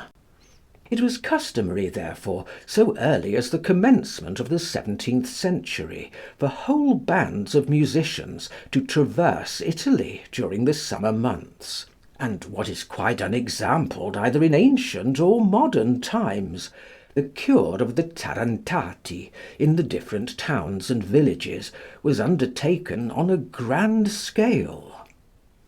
This season of dancing and music was called the Women's Little Carnival, for it was women more especially who conducted the arrangements, so that throughout the whole country they saved up their spare money for the purpose of rewarding the welcome musicians, and many of them neglected their household employments to participate in this festival of the sick. Mention is even made of one benevolent lady, Mita Lupa, who had expended her whole fortune on this object. The music itself was of a kind perfectly adapted to the nature of the malady, and it made so deep an impression on the Italians that even to the present time, long since the extinction of the disorder, They have retained the tarantella as a particular species of music employed for quick, lively dancing. The different kinds of tarantella were distinguished very significantly by particular names, which had reference to the moods observed in the patients, whence it appears that they aimed at representing by these tunes even the idiosyncrasies of the mind as expressed in the countenance. Thus there was one kind of tarantella which was called panno rosso, a very lively, impassioned style of music, to which wild, dithyrambic songs were adapted. Another called panno verde, which was suited to the milder excitement of the senses caused by green colours, and set to Idyllian songs of verdant fields and shady groves. A third was named cinquetempi, a fourth moresca, which was played to a Moorish dance, a fifth catena, and a sixth with a very appropriate designation, sballata, as if it were only fit to be played to dancers who were lame in the shoulder. This was the slowest and least in vogue of all. For those who loved water, they took care to select love songs, which were sung to corresponding music, and such persons delighted in hearing of gushing springs and rushing cascades and streams. It is to be regretted that on this subject we are unable to give any further information, for only small fragments of songs, and a very few tarantellas, have been preserved, which belong to a period so remote as the beginning of the 17th, or at furthest the end of the 16th century. The music was almost wholly in the Turkish style, aria turchesca, and the ancient songs of the peasantry of Apulia, which increased in number annually, were well suited to the abrupt and lively notes of the Turkish drum and the shepherd's pipe. These two instruments were the favourites in the country, but others of all kinds were played in towns and villages, as an accompaniment to the dances of the patients and the songs of the spectators.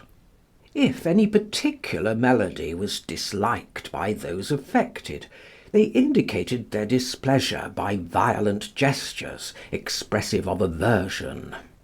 They could not endure false notes, and it is remarkable that uneducated boors, who had never in their lives manifested any perception of the enchanting power of harmony, acquired in this respect an extremely refined sense of hearing, as if they had been initiated into the profoundest secrets of the musical art.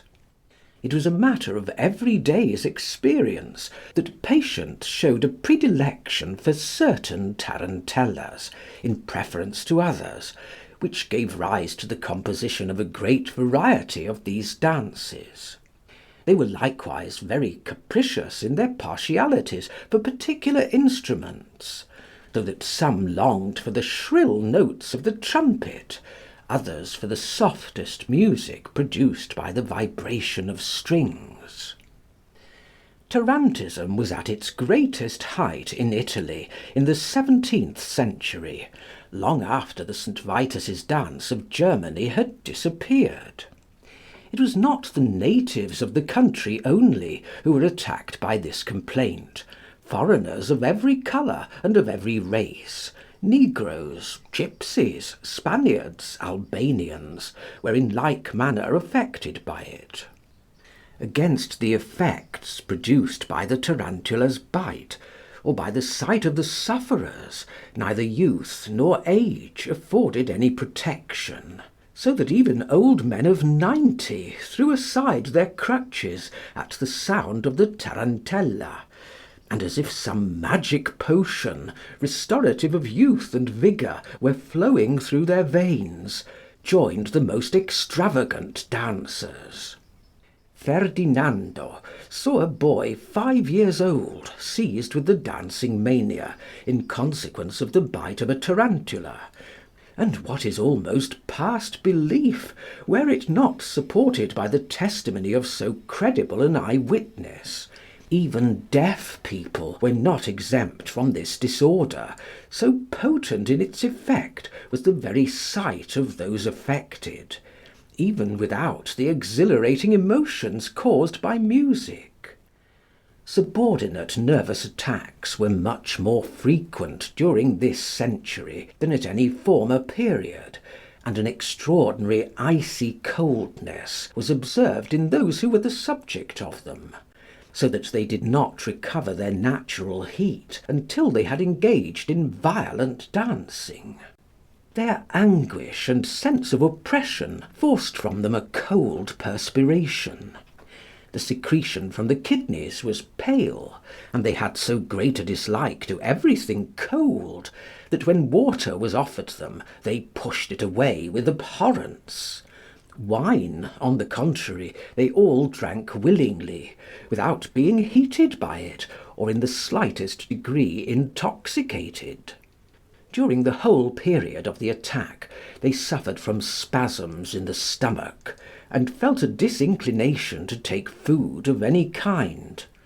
They used to abstain some time before the expected seizures from meat and from snails, which they thought rendered them more severe, and their great thirst for wine may therefore in some measure be attributable to the want of a more nutritious diet.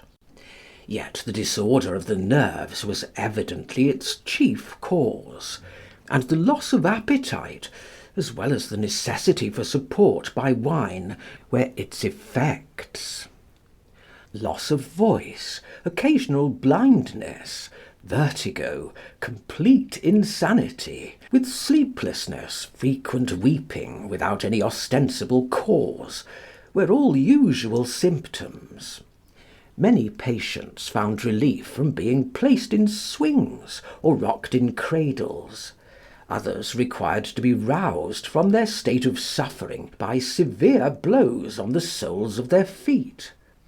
Others beat themselves, without any intention of making a display, but solely for the purpose of allaying the intense nervous irritation which they felt; and a considerable number were seen with their bellies swollen, like those of the St. John's dancers, while the violence of their intestinal disorder was indicated in others by obstinate constipation, or diarrhoea and vomiting. These pitiable objects gradually lost their strength and their colour, and creeping about with injected eyes, jaundiced complexions, and inflated bowels, soon fell into a state of profound melancholy, which found food and solace in the solemn tolling of the funeral bell, and in an abode among the tombs of cemeteries, as is related of the lycanthropes of former times.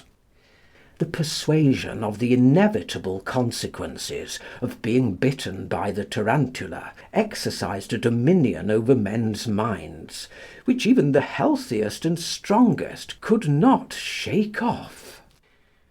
So late as the middle of the 16th century, the celebrated Fracastoro found the robust bailiff of his landed estate groaning, and with the aspect of a person in the extremity of despair, suffering the very agonies of death from a sting in the neck, inflicted by an insect which was believed to be a tarantula. He kindly administered without delay a potion of vinegar and Armenian bole, the great remedy of those days for the plague of all kinds of animal poisons, and the dying man was, as if by a miracle, restored to life and the power of speech. Now, since it is quite out of the question that the bole could have anything to do with the result in this case, notwithstanding Fracastoro's belief in its virtues, we can only account for the cure by supposing that a confidence in so great a physician prevailed over this fatal disease of the imagination, which would otherwise have yielded to scarcely any other remedy except the tarantella.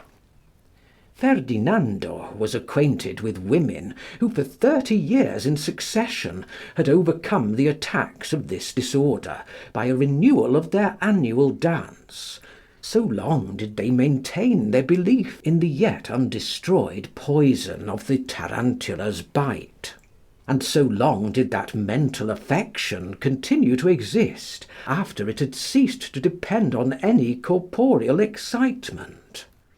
Wherever we turn, we find that this morbid state of mind prevailed, and was so supported by the opinions of the age that it needed only a stimulus in the bite of the tarantula, and the supposed certainty of its very disastrous consequences, to originate this violent nervous disorder.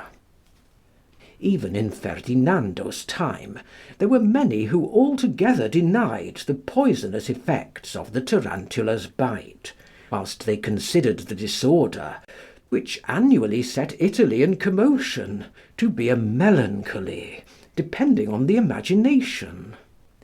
They dearly expiated this scepticism, however, when they were led with an inconsiderate hardihood to test their opinions by experiment, for many of them became the subjects of severe tarantism, and even a distinguished prelate, John Baptist Quinzato, Bishop of Foligno, having allowed himself, by way of a joke, to be bitten by a tarantula, could obtain a cure in no other way than by being, through the influence of the tarantella, compelled to dance.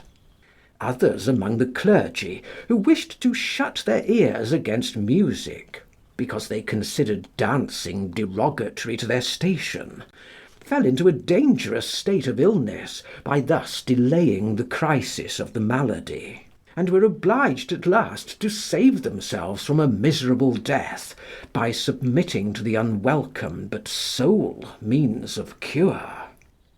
Thus it appears that the age was so little favourable to freedom of thought that even the most decided sceptics, incapable of guarding themselves against the recollection of what had been presented to the eye, were subdued by a poison, the powers of which they had ridiculed, and which was in itself inert in its effect.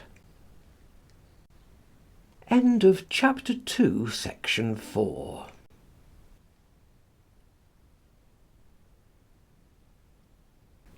Chapter 2, section 5. Hysteria. Different characteristics of the morbidly excited vitality having been rendered prominent by tarantism in different individuals, it could not but happen that other derangements of the nerves would assume the form of this, whenever circumstances favoured such a transition.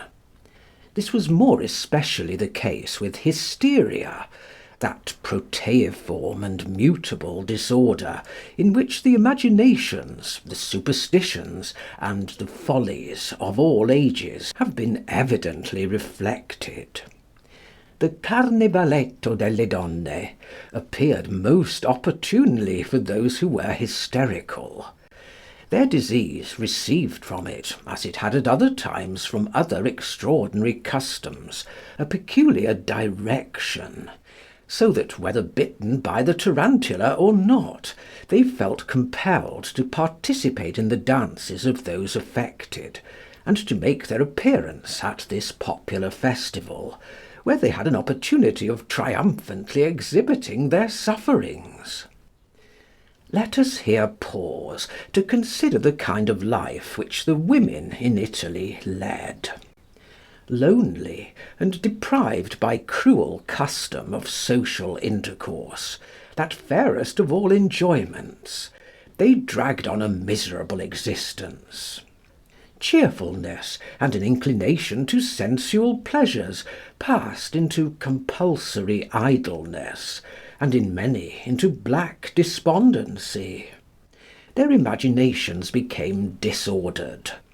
A pallid countenance and oppressed respiration bore testimony to their profound sufferings.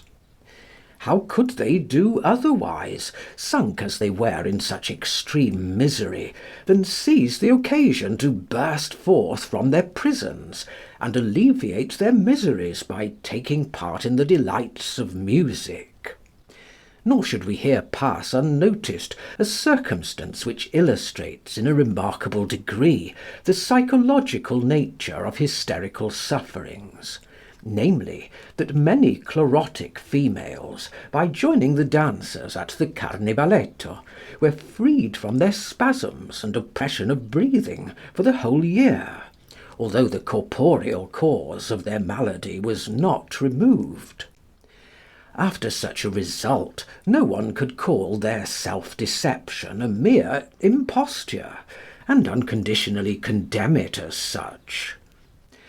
This numerous class of patients certainly contributed not a little to the maintenance of the evil, for their fantastic sufferings, in which dissimulation and reality could scarcely be distinguished, even by themselves, much less by their physicians, were imitated in the same way as the distortions of the St. Vitus's dancers by the impostors of that period. It was certainly by these persons also that the number of subordinate symptoms was increased to an endless extent, as may be conceived from the daily observation of hysterical patients, who from a morbid desire to render themselves remarkable, deviate from the laws of moral propriety. Powerful sexual excitement had often the most decided influence over their condition. Many of them exposed themselves in the most indecent manner, tore out their hair by the roots, with howling and gnashing of their teeth, and when, as was sometimes the case, their unsatisfied passion hurried them on to a state of frenzy, they closed their existence by self-destruction, it being common at that time for these unfortunate beings to precipitate themselves into the wells. It might hence seem that, owing to the conduct of patients of this description, so much of fraud and falsehood would be mixed up with the original disorder, that, having passed into another complaint, it must have been itself destroyed. This, however, did not happen in the first half of the 17th century; for as a clear proof that tarantism remained substantially the same, and quite unaffected by hysteria, there were in many places, and in particular at Messapia, fewer women affected than men, who in their turn were in no small proportion led into temptation by sexual excitement. In other places, as for example at Brindisi, the case was reversed, which may, as in other complaints, be in some measure attributable to local causes. Upon the whole, it appears from concurrent accounts that women by no means enjoyed the distinction of being attacked by tarantism more frequently than men. It is said that the cicatrix of the tarantula bite on the yearly or half-yearly return of the fit became discoloured, but on this point the distinct testimony of good observers is wanting, to deprive the assertion of its utter improbability. It is not out of place to remark here that about the same time that tarantism attained its greatest height in Italy, the bite of venomous spiders was more feared in distant parts of Asia likewise than it had ever been within the memory of man. There was this difference, however, that the symptoms supervening on the occurrence of this accident were not accompanied by the Apulian nervous disorder, which, as has been shown in the foregoing pages, had its origin rather in the melancholic temperament of the inhabitants of the south of Italy than in the nature of the tarantula poison itself. This poison is therefore doubtless to be considered only as a remote cause of the complaint, which but for that temperament would be inadequate to its production. The Persians employed a very rough means of counteracting the bad consequences of a poison of this sort. They drenched the wounded person with milk, and then, by a violent rotatory motion in a suspended box, compelled him to vomit.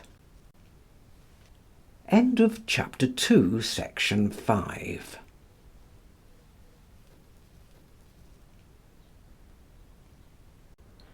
Chapter 2, section 6. Decrease. The dancing mania arising from the tarantula bite continued with all those additions of self-deception and of the dissimulation which is such a constant attendant on nervous disorders of this kind through the whole course of the 17th century. It was indeed gradually on the decline, but up to the termination of this period showed such extraordinary symptoms that Baglivi, one of the best physicians of that time, thought he did a service to science by making them the subject of a dissertation. He repeats all the observations of Ferdinando, and supports his own assertions by the experience of his father, a physician at Lecce, whose testimony as an eye-witness may be admitted as unexceptionable. The immediate consequences of the tarantula bite, the supervening nervous disorder, and the aberrations and fits of those who suffered from hysteria, he describes in a masterly style, nor does he ever suffer his credulity to diminish the authenticity of his account, of which he has been unjustly accused by later writers. Finally, tarantism has declined more and more in modern times, and is now limited to single cases. How could it possibly have maintained itself unchanged in the 18th century, when all the links which connected it with the Middle Ages had long since been snapped asunder? Imposture grew more frequent, and wherever the disease still appeared in its genuine form, its chief cause, namely a peculiar cast of melancholy, which formerly had been the temperament of thousands, was now possessed only occasionally by unfortunate individuals. It might therefore not unreasonably be maintained that the tarantism of modern times bears nearly the same relation to the original malady as the St. Vitus's dance, which still exists and certainly has all along existed, bears in certain cases to the original dancing mania of the dancers of St. John. To conclude, tarantism as a real disease has been denied in toto, and stigmatised as an imposition by most physicians and naturalists, who in this controversy have shown the narrowness of their views, and their utter ignorance of history.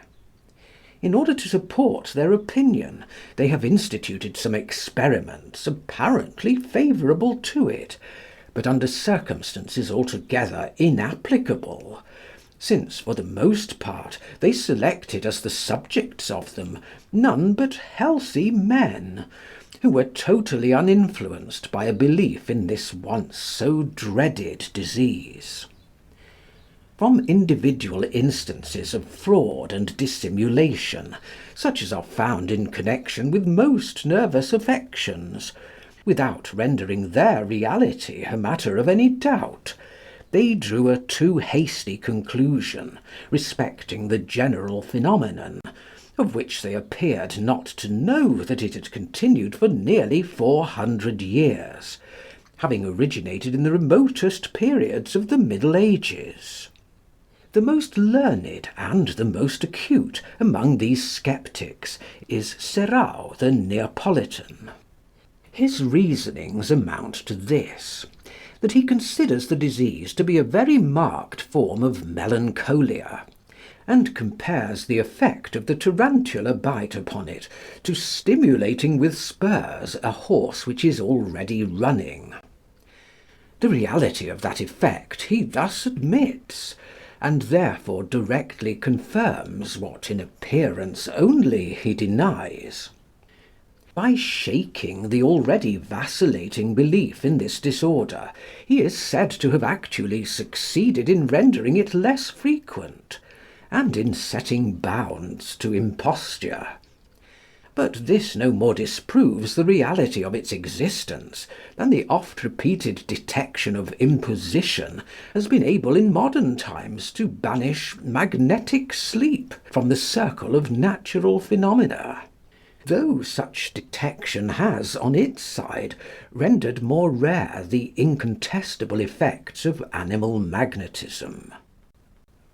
Other physicians and naturalists have delivered their sentiments on tarantism, but as they have not possessed an enlarged knowledge of its history, their views do not merit particular exposition.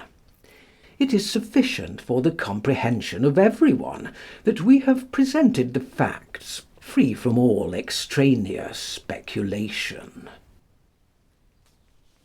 End of chapter 2.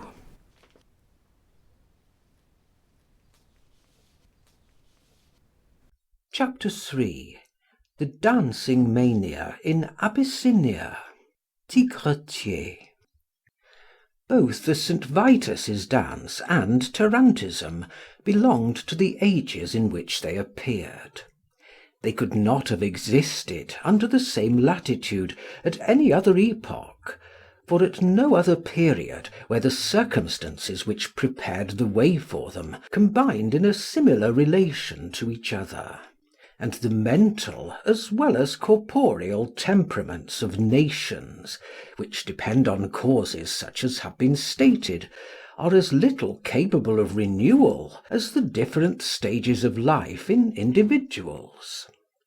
This gives so much the more importance to a disease but cursorily alluded to in the foregoing pages, which exists in Abyssinia, and which nearly resembles the original mania of the St. John's dancers, inasmuch as it exhibits a perfectly similar ecstasy, with the same violent effect on the nerves of motion. It occurs most frequently in the Tigre country, being thence called tigretier, and is probably the same malady which is called in Ethiopian language astaragaza.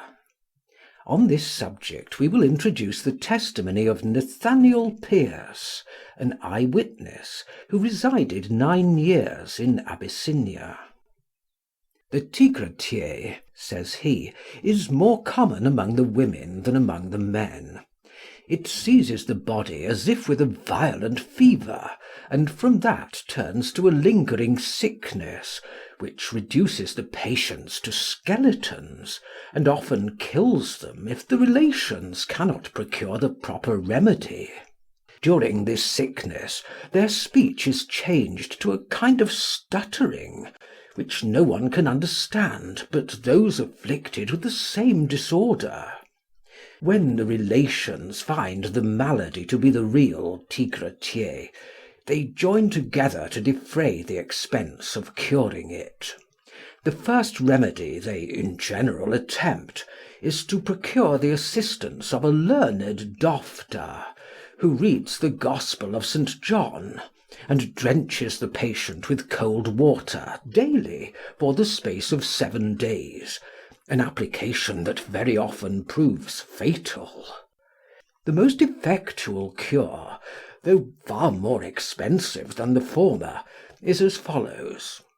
The relations hire for a certain sum of money a band of trumpeters, drummers, and fifers, and buy a quantity of liquor.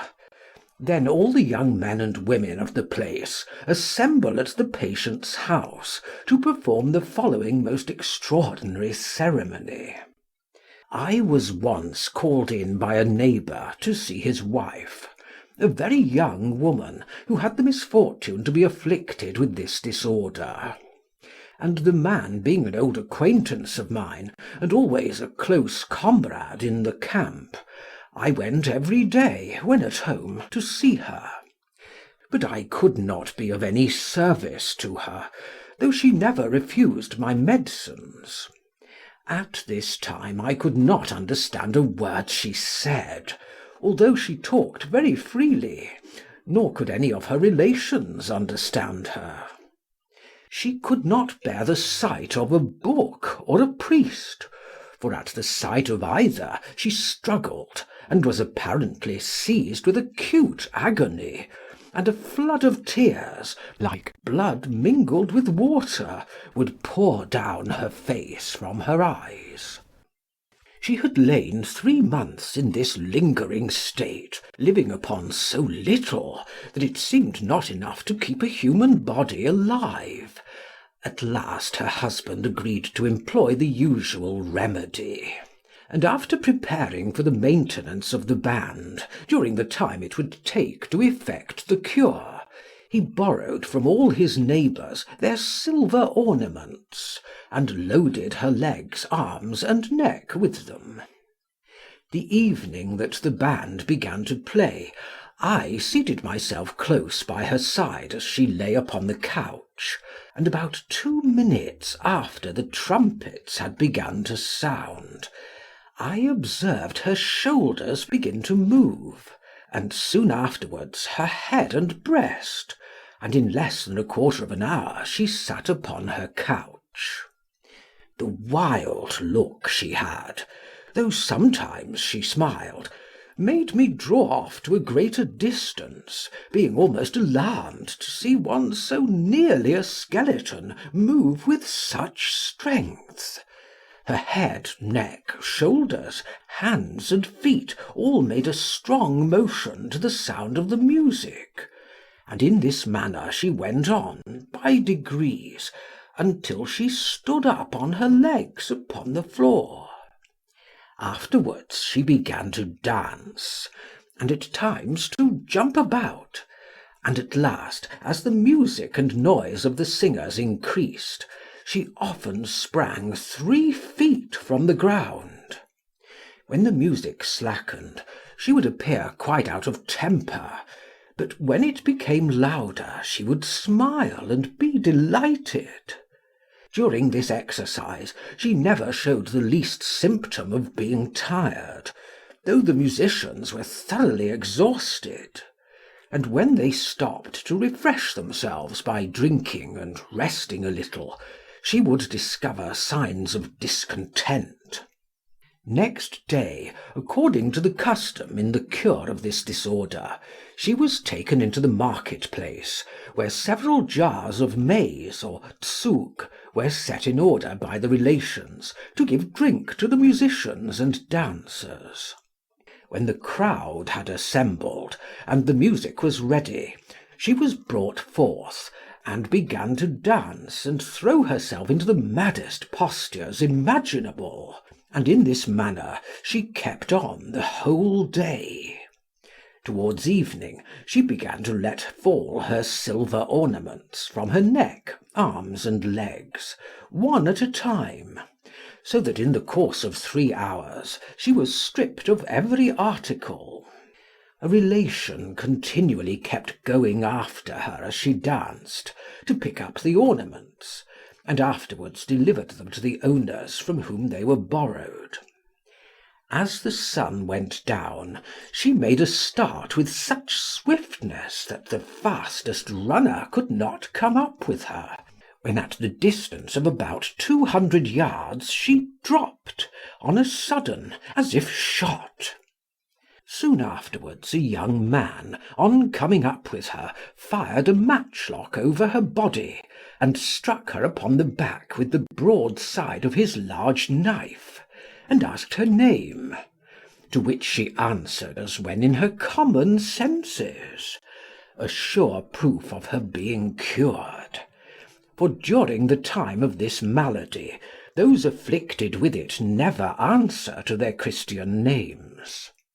She was now taken up in a very weak condition, and carried home, and a priest came and baptized her again in the name of the Father, Son, and Holy Ghost, which ceremony concluded her cure.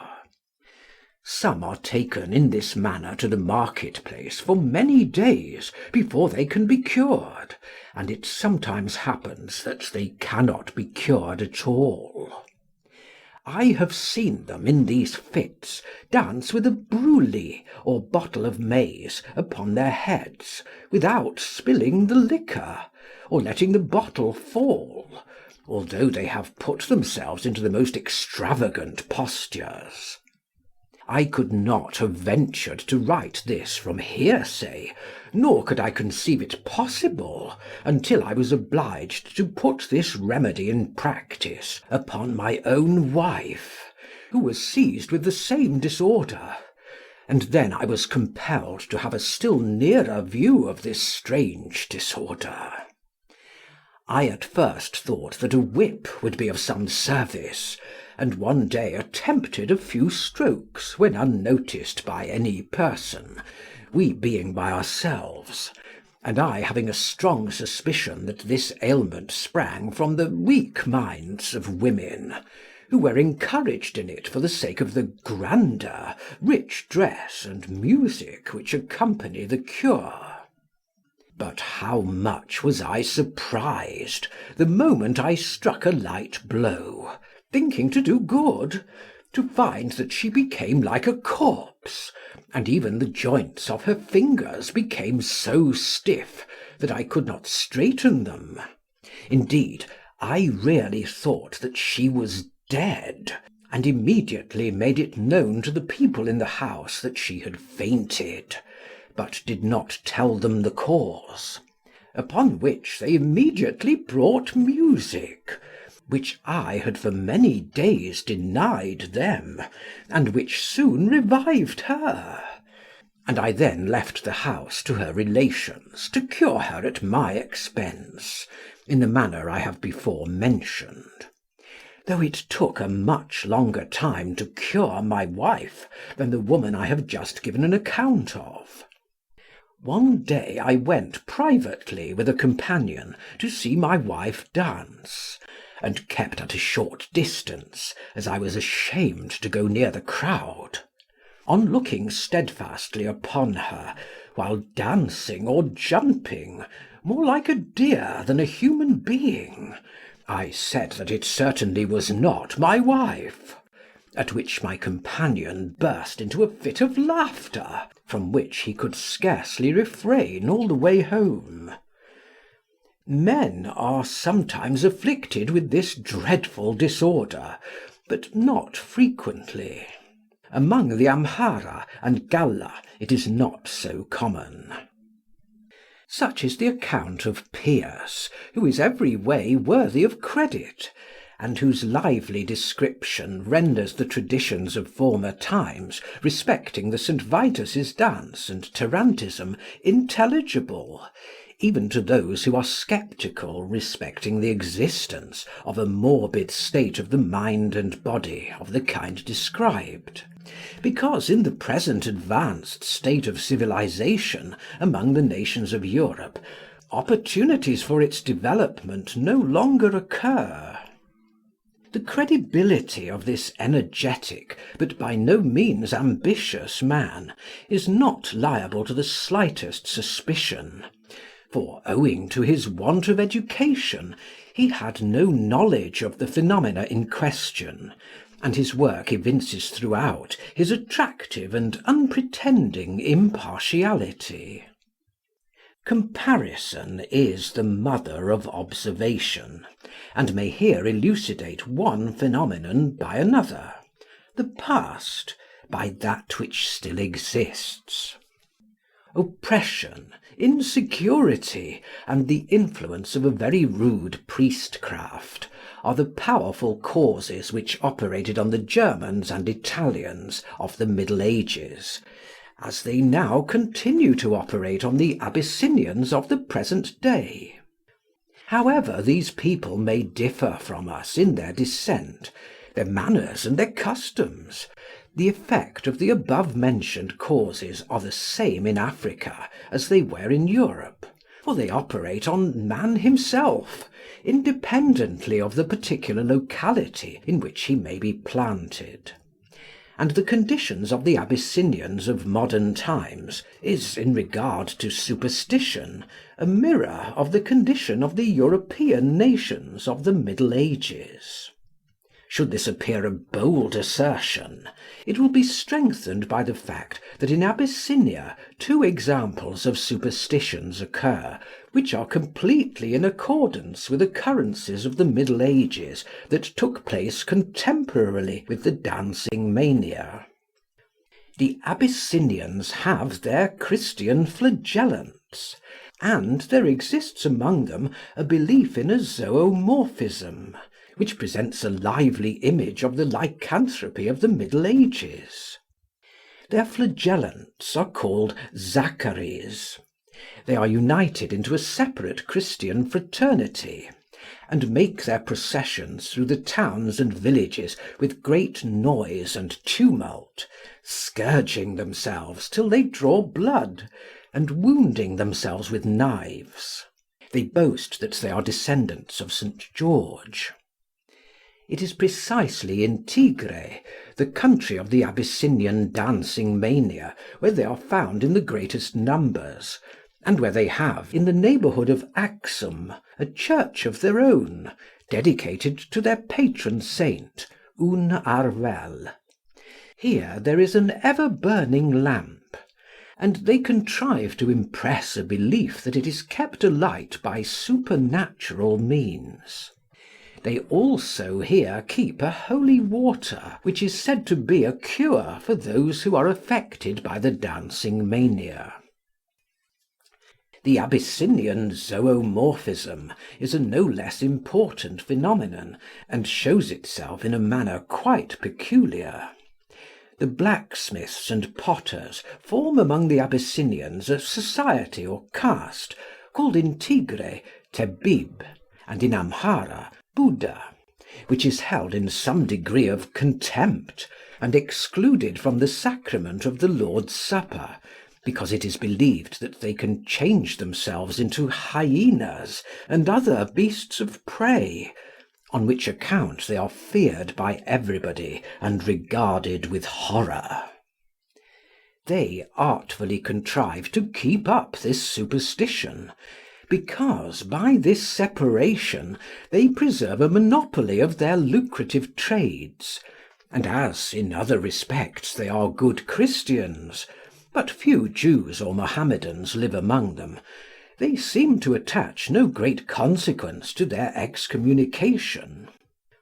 As a badge of distinction they wear a golden earring, which is frequently found in the ears of hyenas that are killed, without its ever having been discovered how they catch these animals, so as to decorate them with this strange ornament. And this removes in the minds of the people all doubt as to the supernatural powers of the smiths and potters.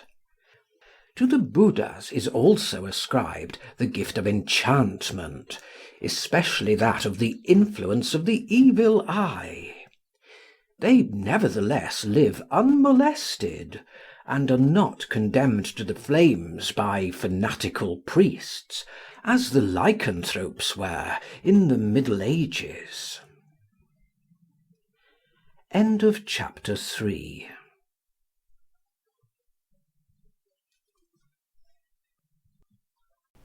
Chapter 4. Sympathy. Section 1. Imitation, compassion, sympathy, these are the imperfect designations for a common bond of union among human beings, for an instinct which connects individuals with the general body, which embraces with equal force reason and folly, good and evil, and diminishes the praise of virtue as well as the criminality of vice.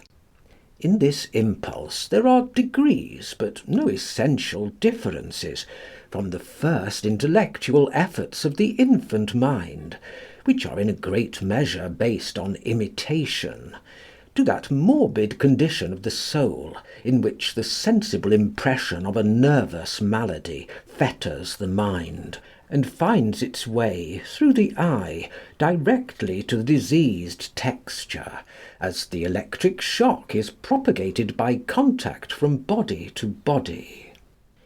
To this instinct of imitation, when it exists in its highest degree, is united a loss of all power over the will, which occurs as soon as the impression on the senses has become firmly established, producing a condition like that of small animals when they are fascinated by the look of a serpent. By this mental bondage, morbid sympathy is clearly and definitely distinguished from all subordinate degrees of this instinct, however closely allied the imitation of a disorder may seem to be to that of a mere folly, of an absurd fashion, of an awkward habit in speech and manner, or even of a confusion of ideas. Even these latter imitations, however, directed as they are to foolish and pernicious objects, place the self-independence of the greater portion of mankind in a very doubtful light, and account for their union into a social whole. Still more nearly allied to morbid sympathy than the imitation of enticing folly, although often with a considerable admixture of the latter, is the diffusion of violent excitements, especially those of a religious or political character, which have so powerfully agitated the nations of ancient and modern times, and which may, after an incipient compliance, pass into a total loss of power over the will, and an actual disease of the mind. Far be it from us to attempt to awaken all the various tones of this chord, whose vibrations reveal the profound secrets which lie hid in the inmost recesses of the soul. We might well want powers adequate to so vast an undertaking. Our business here is only with that morbid sympathy by the aid of which the Dancing Mania of the Middle Ages grew into a real epidemic. In order to make this apparent by comparison, it may not be out of place, at the close of this inquiry, to introduce a few striking examples. 1. At a cotton manufactory at Hodden Bridge in Lancashire, a girl on the 15th of February 1787 put a mouse into the bosom of another girl, who had a great dread of mice. The girl was immediately thrown into a fit, and continued in it, with the most violent convulsions, for 24 hours. On the following day 3 more girls were seized in the same manner, and on the 17th 6 more. By this time the alarm was so great that the whole work, in which 200 or 300 were employed, was totally stopped, and an idea prevailed that a particular disease had been introduced by a bag of cotton opened in the house. On Sunday the 18th, Dr. St. Clair was sent for from Preston. Before he arrived, 3 more were seized, and during that night and the morning of the 19th, 11 more, making in all 24. Of these, 21 were young women, while 2 were girls of about 10 years of age, and 1 man who had been much fatigued with holding the girls. 3 of the number lived about 2 miles from the place where the disorder first broke out, and 3 at another factory at Clitheroe, about 5 miles distant, which last and 2 more were infected entirely from report, not having seen the other patients, but like them and the rest of the country, strongly impressed with the idea of the plague being caught from the cotton. The symptoms were anxiety, strangulation, and very strong convulsions. and these were so violent as to last without any intermission from a quarter of an hour to 24 hours, and to require 4 or 5 persons to prevent the patients from tearing their hair and dashing their heads against the floor or walls. Dr. St. Clair had taken with him a portable electric machine, and by electric shocks the patients were universally relieved without exception. As soon as the patients and the country were assured that the complaint was merely nervous, easily cured, and not introduced by the cotton, no fresh person was affected. To dissipate their apprehensions still further, the best effects were obtained by causing them to take a cheerful glass and join in a dance. On Tuesday the 20th they danced, and the next day were all at work, except 2 or 3 who were much weakened by their fits. The occurrence here described is remarkable on this account, that there was no important predisposing cause for convulsions in these young women, unless we consider as such their miserable and confined life in the workrooms of a spinning manufactory. It did not arise from enthusiasm, nor is it stated that the patients had been the subject of any other nervous disorders. In another perfectly analogous case, those attacked were all suffering from nervous complaints, which roused a morbid sympathy in them at the sight of a person seized with convulsions. This, together with the supervention of hysterical fits, may aptly enough be compared to tarantism. Example 2.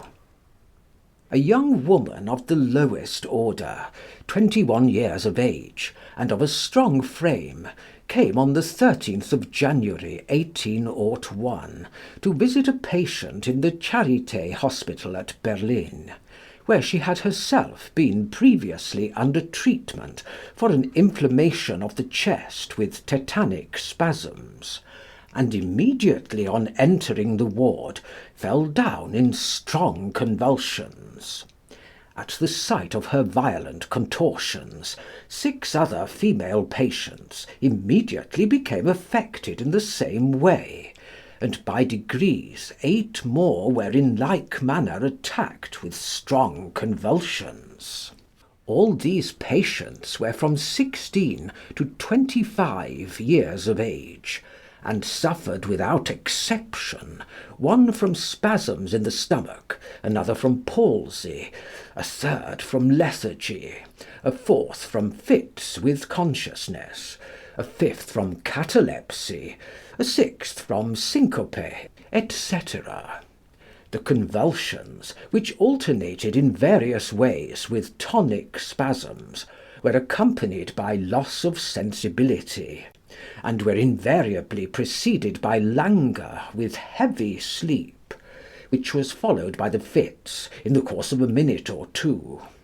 And it is remarkable that in all these patients their former nervous disorders, not excepting paralysis, disappeared, returning, however, after the subsequent removal of their new complaint. The treatment, during the course of which 2 of the nurses, who were young women, suffered similar attacks, was continued for 4 months. It was finally successful, and consisted principally in the administration of opium, at that time the favourite remedy.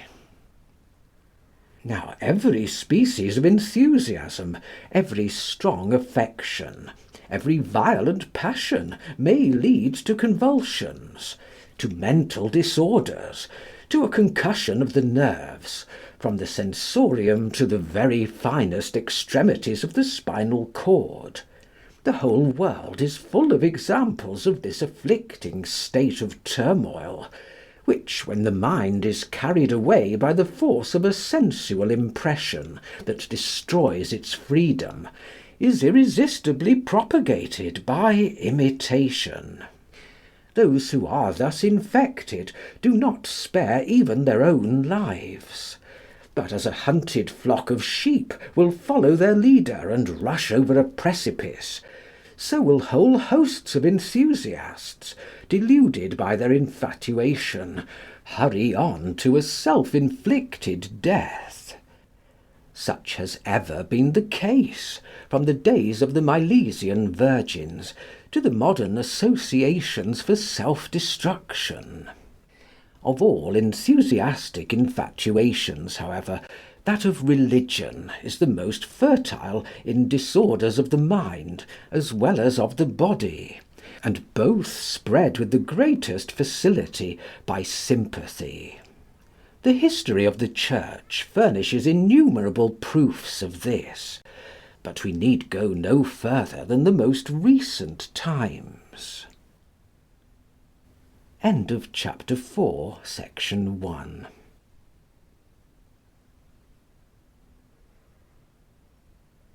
Chapter 4. Sympathy, section 2. Example 3. In a Methodist chapel at Redruth, a man during divine service cried out with a loud voice, "What shall I do to be saved?" at the same time manifesting the greatest uneasiness and solicitude respecting the condition of his soul.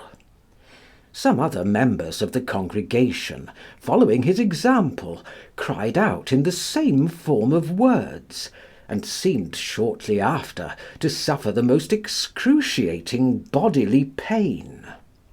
This strange occurrence was soon publicly known, and hundreds of people who had come thither, either attracted by curiosity or a desire from other motives to see the sufferers, fell into the same state. The chapel remained open for some days and nights, and from that point the new disorder spread itself with the rapidity of lightning over the neighbouring towns of Cambourne, Helston, Truro, Penryn, and Falmouth, as well as over the villages in the vicinity. Whilst thus advancing, it decreased in some measure at the place where it had first appeared, and it confined itself throughout to the Methodist chapels. It was only by the words which have been mentioned that it was excited, and it seized none but people of the lowest education. Those who were attacked betrayed the greatest anguish, and fell into convulsions. Others cried out, like persons possessed, that the Almighty would straightway pour out his wrath upon them, that the wailings of tormented spirits rang in their ears, and that they saw hell open to receive them. The clergy, when in the course of their sermons they perceived that persons were thus seized, earnestly exhorted them to confess their sins, and zealously endeavoured to convince them that they were by nature enemies to Christ, that the anger of God had therefore fallen upon them, and that if death should surprise them in the midst of their sins, the eternal torments of hell would be their portion. The over-excited congregation upon this repeated their words, which naturally must have increased the fury of their convulsive attacks. When the discourse had produced its full effect, the preacher changed his subject, reminded those who were suffering of the power of the Saviour, as well as of the grace of God, and represented to them in glowing colours the joys of heaven. Upon this, a remarkable reaction sooner or later took place. Those who were in convulsions felt themselves raised from the lowest depths of misery and despair to the most exalted bliss, and triumphantly shouted out that their bonds were loosed, their sins were forgiven, and that they were translated to the wonderful freedom of the children of God. In the meantime their convulsions continued, and they remained during this condition so abstracted from every earthly thought that they stayed 2 and sometimes 3 days and nights together in the chapels, agitated all the time by spasmodic movements, and taking neither repose nor nourishment. According to a moderate computation, 4,000 people were within a very short time affected with this convulsive malady. The course and symptoms of the attacks were in general as follows. There came on at first a feeling of faintness, with rigour and a sense of weight at the pit of the stomach, soon after which the patient cried out as if in the agonies of death or the pains of labour. The convulsions then began, first showing themselves in the muscles of the eyelids, though the eyes themselves were fixed and staring. The most frightful contortions of the countenance followed, and the convulsions now took their course downwards, so that the muscles of the neck and trunk were affected, causing a sobbing respiration, which was performed with great effort. Tremors and agitation ensued, and the patients screamed out violently, and tossed their heads about from side to side. As the complaint increased, it seized the arms, and its victims beat their breasts, clasped their hands, and made all sorts of strange gestures. The observer who gives this account remarked that the lower extremities were in no instance affected. In some cases exhaustion came on in a very few minutes, but the attack usually lasted much longer, and there were even cases in which it was known to continue for 60 or 70 hours. Many of those who happened to be seated when the attack commenced bent their bodies rapidly backwards and forwards during its continuance, making a corresponding motion with their arms, like persons sawing wood. Others shouted aloud, leaped about, and threw their bodies into every possible posture, until they had exhausted their strength. Yawning took place at the commencement in all cases, but as the violence of the disorder increased, the circulation and respiration became accelerated, so that the countenance assumed a swollen and puffed appearance. When exhaustion came on, patients usually fainted, and remained in a stiff and motionless state until their recovery. The disorder completely resembled the St. Vitus's dance, but the fits sometimes went on to an extraordinarily violent extent, so that the author of the account once saw a woman who was seized with these convulsions resist the endeavours of 4 or 5 strong men to restrain her. Those patients who did not lose their consciousness were in general made more furious by every attempt to quiet them by force, on which account they were in general suffered to continue unmolested until nature herself brought on exhaustion. Those affected complained more or less of debility after the attacks, and cases sometimes occurred in which they passed into other disorders. Thus some fell into a state of melancholy, which, however, in consequence of their religious ecstasy, was distinguished by the absence of fear and despair. And in one patient, inflammation of the brain is said to have taken place. No sex or age was exempt from this epidemic malady. Children 5 years old and octogenarians were alike affected by it, and even men of the most powerful frame were subject to its influence. Girls and young women, however, were its most frequent victims. Example 4.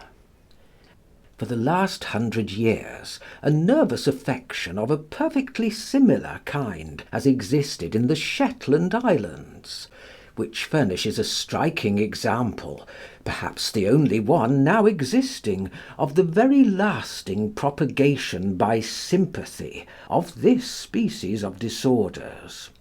The origin of the malady was very insignificant. An epileptic woman had a fit in church, and whether it was that the minds of the congregation were excited by devotion, or that, being overcome at the sight of the strong convulsions, their sympathy was called forth, certain it is that many adult women, and even children, some of whom were of the male sex, and not more than 6 years old, began to complain forthwith of palpitation, followed by faintness, which passed into a motionless and apparently cataleptic condition. These symptoms lasted more than an hour, and probably recurred frequently. In the course of time, however, this malady is said to have undergone a modification, such as it exhibits at the present day. Women whom it has attacked will suddenly fall down, toss their arms about, writhe their bodies into various shapes, move their heads suddenly from side to side, and with eyes fixed and staring, utter the most dismal cries. If the fit happen on any occasion of public diversion, they will, as soon as it has ceased, mix with their companions, and continue their amusement as if nothing had happened. Paroxysms of this kind used to prevail most during the warm months of summer, and about 50 years ago there was scarcely a Sabbath in which they did not occur. Strong passions of the mind, induced by religious enthusiasm, are also exciting causes of these fits; but like all such false tokens of divine workings, they are easily encountered by producing in the patient a different frame of mind, and especially by exciting a sense of shame. Thus those affected are under the control of any sensible preacher who knows how to administer to a mind diseased, and to expose the folly of voluntarily yielding to a sympathy so easily resisted, or of inviting such attacks by affectation.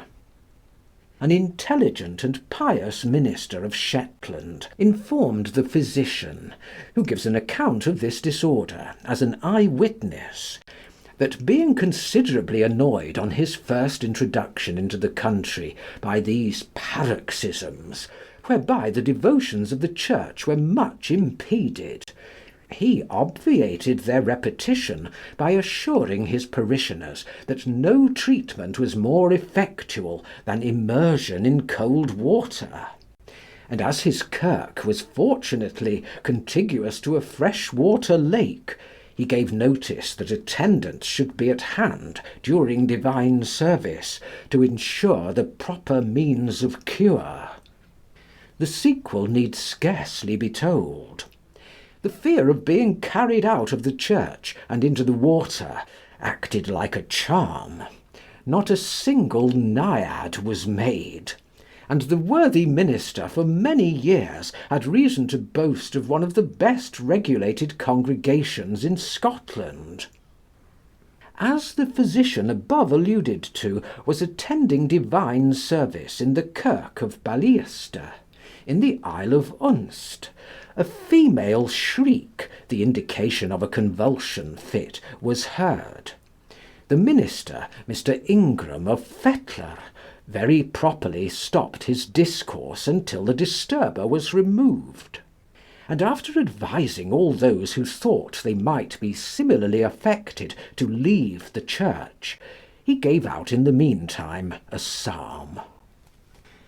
The congregation was thus preserved from further interruption. Yet the effect of sympathy was not prevented, For as the narrator of this account was leaving the church, he saw several females writhing and tossing about their arms on the green grass, who durst not, for fear of a censure from the pulpit, exhibit themselves after this manner within the sacred walls of the kirk.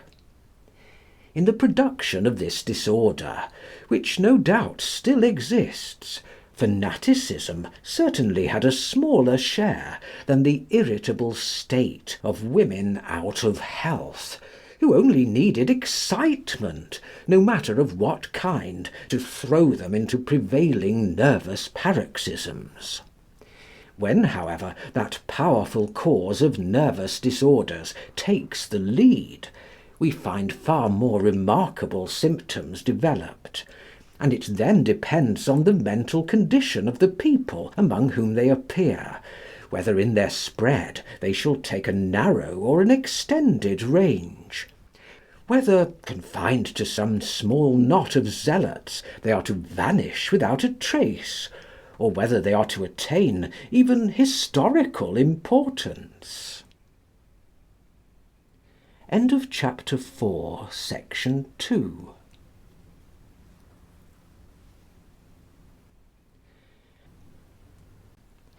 Chapter 4. Sympathy. Section 3. Example 5. The appearance of the convulsionnaires in France, whose inhabitants, from the greater mobility of their blood, have in general been the less liable to fanaticism, is in this respect instructive and worthy of attention. In the year 1727 there died in the capital of that country the Deacon Paris, a zealous opposer of the Ultramontanists, division having arisen in the French Church on account of the bull Unigenitus. People made frequent visits to his tomb in the cemetery of Saint Médard, and 4 years afterwards, in September 1731, a rumour was spread that miracles took place there. Patients were seized with convulsions and tetanic spasms, rolled upon the ground like persons possessed, were thrown into violent contortions of their heads and limbs, and suffered the greatest oppression, accompanied by quickness and irregularity of pulse. This novel occurrence excited the greatest sensation all over Paris, and an immense concourse of people resorted daily to the above-named cemetery in order to see so wonderful a spectacle, which the Ultramontanists immediately interpreted as a work of Satan, while their opponents ascribed it to a divine influence. This disorder soon increased until it produced in nervous women clairvoyance, Schlafwachen, a phenomenon till then unknown. For one female especially attracted attention, who, blindfold, and, as it was believed, by means of the sense of smell, read every writing that was placed before her, and distinguished the characters of unknown persons. The very earth taken from the grave of the deacon was soon thought to possess miraculous power. It was sent to numerous sick persons at a distance, whereby they were said to have been cured, and thus this nervous disorder spread far beyond the limits of the capital, so that at one time it was computed that there were more than 800 decided convulsionnaires, who would hardly have increased so much in numbers had not Louis XV directed that the cemetery should be closed. The disorder itself assumed various forms, and augmented by its attacks the general excitement. Many persons, besides suffering from the convulsions, became the subjects of violent pain, which required the assistance of their brethren of the faith. On this account, they, as well as those who afforded them aid, were called by the common title of securists. The modes of relief adopted were remarkably in accordance with those which were administered to the St. John's dancers and the tarantati, and they were in general very rough, for the sufferers were beaten and goaded in various parts of the body with stones, hammers, swords, clubs, etc., of which treatment the defenders of this extraordinary sect relate the most astonishing examples, in proof that severe pain is imperatively demanded by nature in this disorder as an effectual counter-irritant. The Securists used wooden clubs in the same manner as paviors use their mallets, and it is stated that some convulsionnaires have borne daily from 6,000 to 8,000 blows, thus inflicted, without danger. One Securist administered to a young woman who was suffering under spasm of the stomach the most violent blows on that part, not to mention other similar cases, which occurred everywhere in great numbers. Sometimes the patients bounded from the ground, impelled by the convulsions, like fish when out of water; and this was so frequently imitated at a later period, that the women and girls, when they expected such violent contortions, not wishing to appear indecent, put on gowns made like sacks, closed at the feet. If they received any bruises by falling down, they were healed with earth from the grave of the uncanonised saint. They usually, however, showed great agility in this respect, and it is scarcely necessary to remark that the female sex especially was distinguished by all kinds of leaping and almost inconceivable contortions of body. Some spun round on their feet with incredible rapidity, as is related of the dervishes; others ran their heads against walls, or curved their bodies like rope dancers, so that their heels touched their shoulders. All this degenerated at length into decided insanity. A certain convulsionnaire at Vernon, who had formerly led a rather loose course of life, employed herself in confessing the other sex. In other places women of this sect were seen imposing exercises of penance on priests, during which these were compelled to kneel before them. Others played with children's rattles, or drew about small carts, and gave to these childish acts symbolical significations. One convulsionnaire even made believe to shave her chin, and gave religious instruction at the same time, in order to imitate Paris, the worker of miracles, who during this operation, and whilst at table, was in the habit of preaching. Some had a board placed across their bodies, upon which a whole row of men stood; and as, in this unnatural state of mind, a kind of pleasure is derived from excruciating pain, some too were seen who caused their bosoms to be pinched with tongs, while others with gowns closed at the feet stood upon their heads, and remained in that position longer than would have been possible had they been in health. Pinot, the advocate, who belonged to this sect, barked like a dog some hours every day, and even this found imitation among the believers.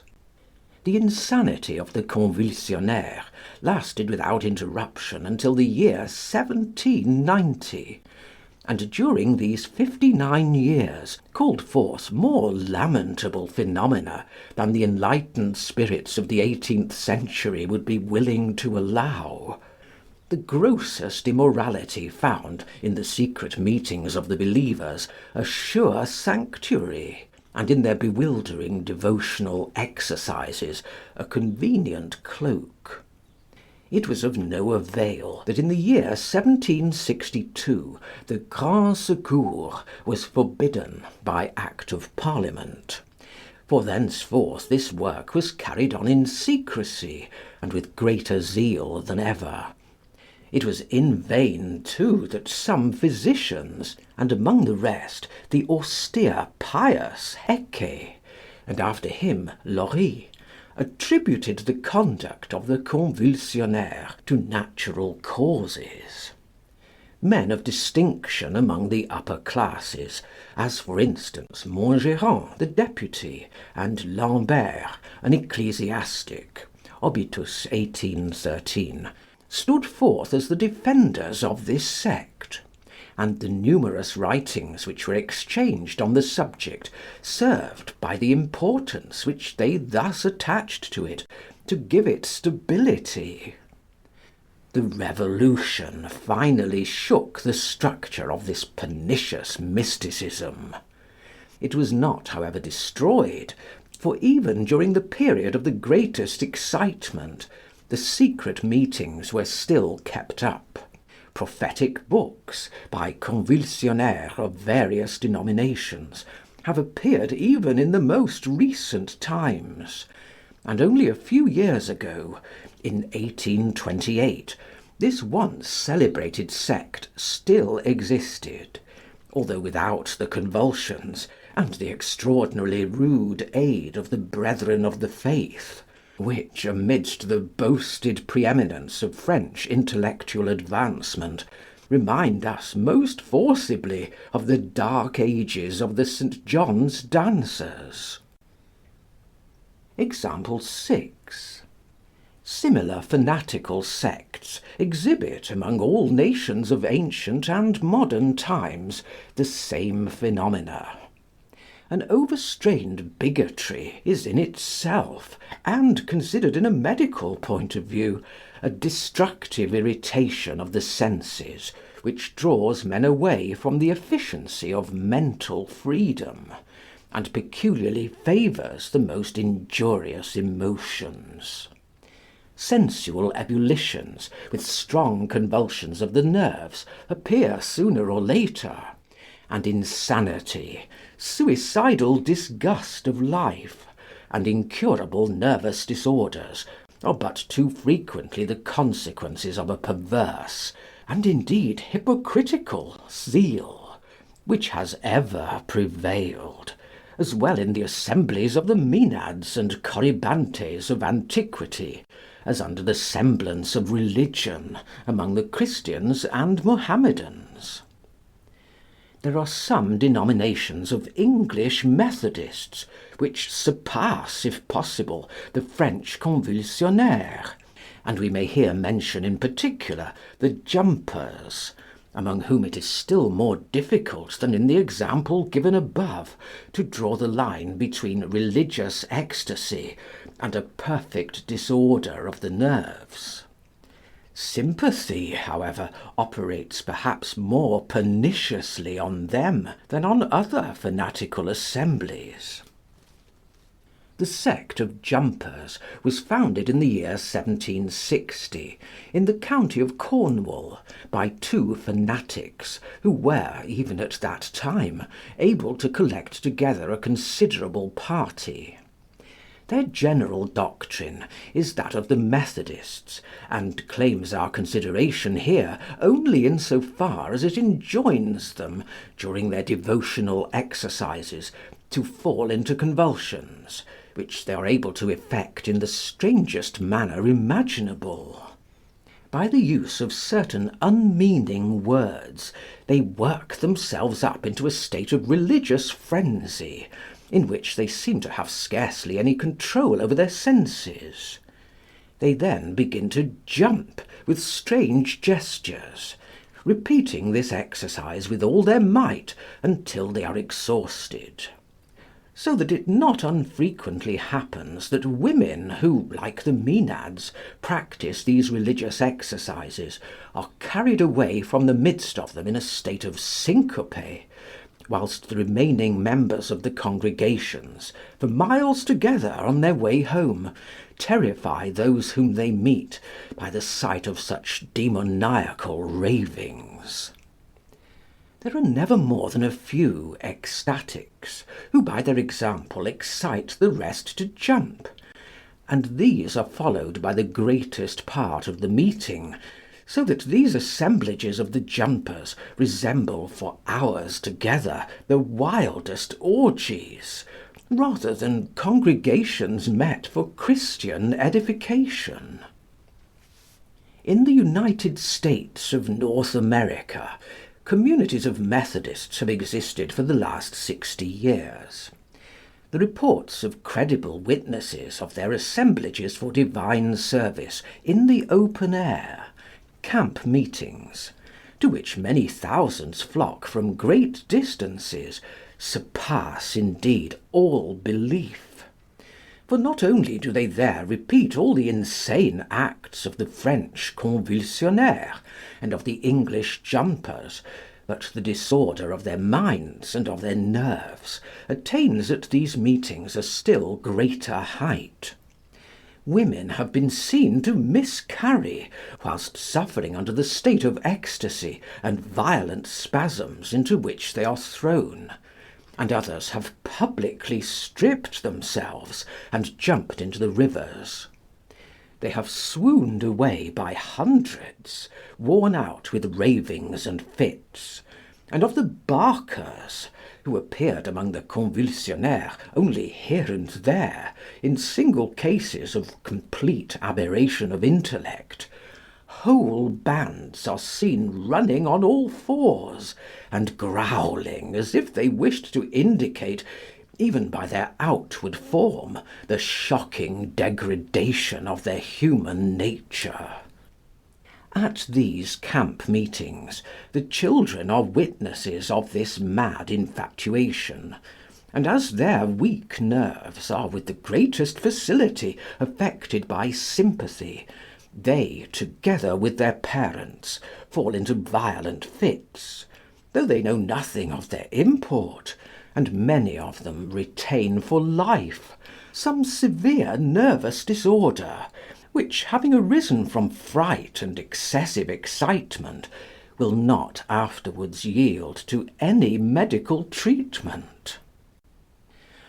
But enough of these extravagancies, which even in our now days embitter the lives of so many thousands, and exhibit to the world in the 19th century the same terrific form of mental disturbance as the St. Vitus's dance once did to the benighted nations of the Middle Ages. End of chapter 4. End of the Dancing Mania by Justus Hecker, translated by Dr. Benjamin G. Babington.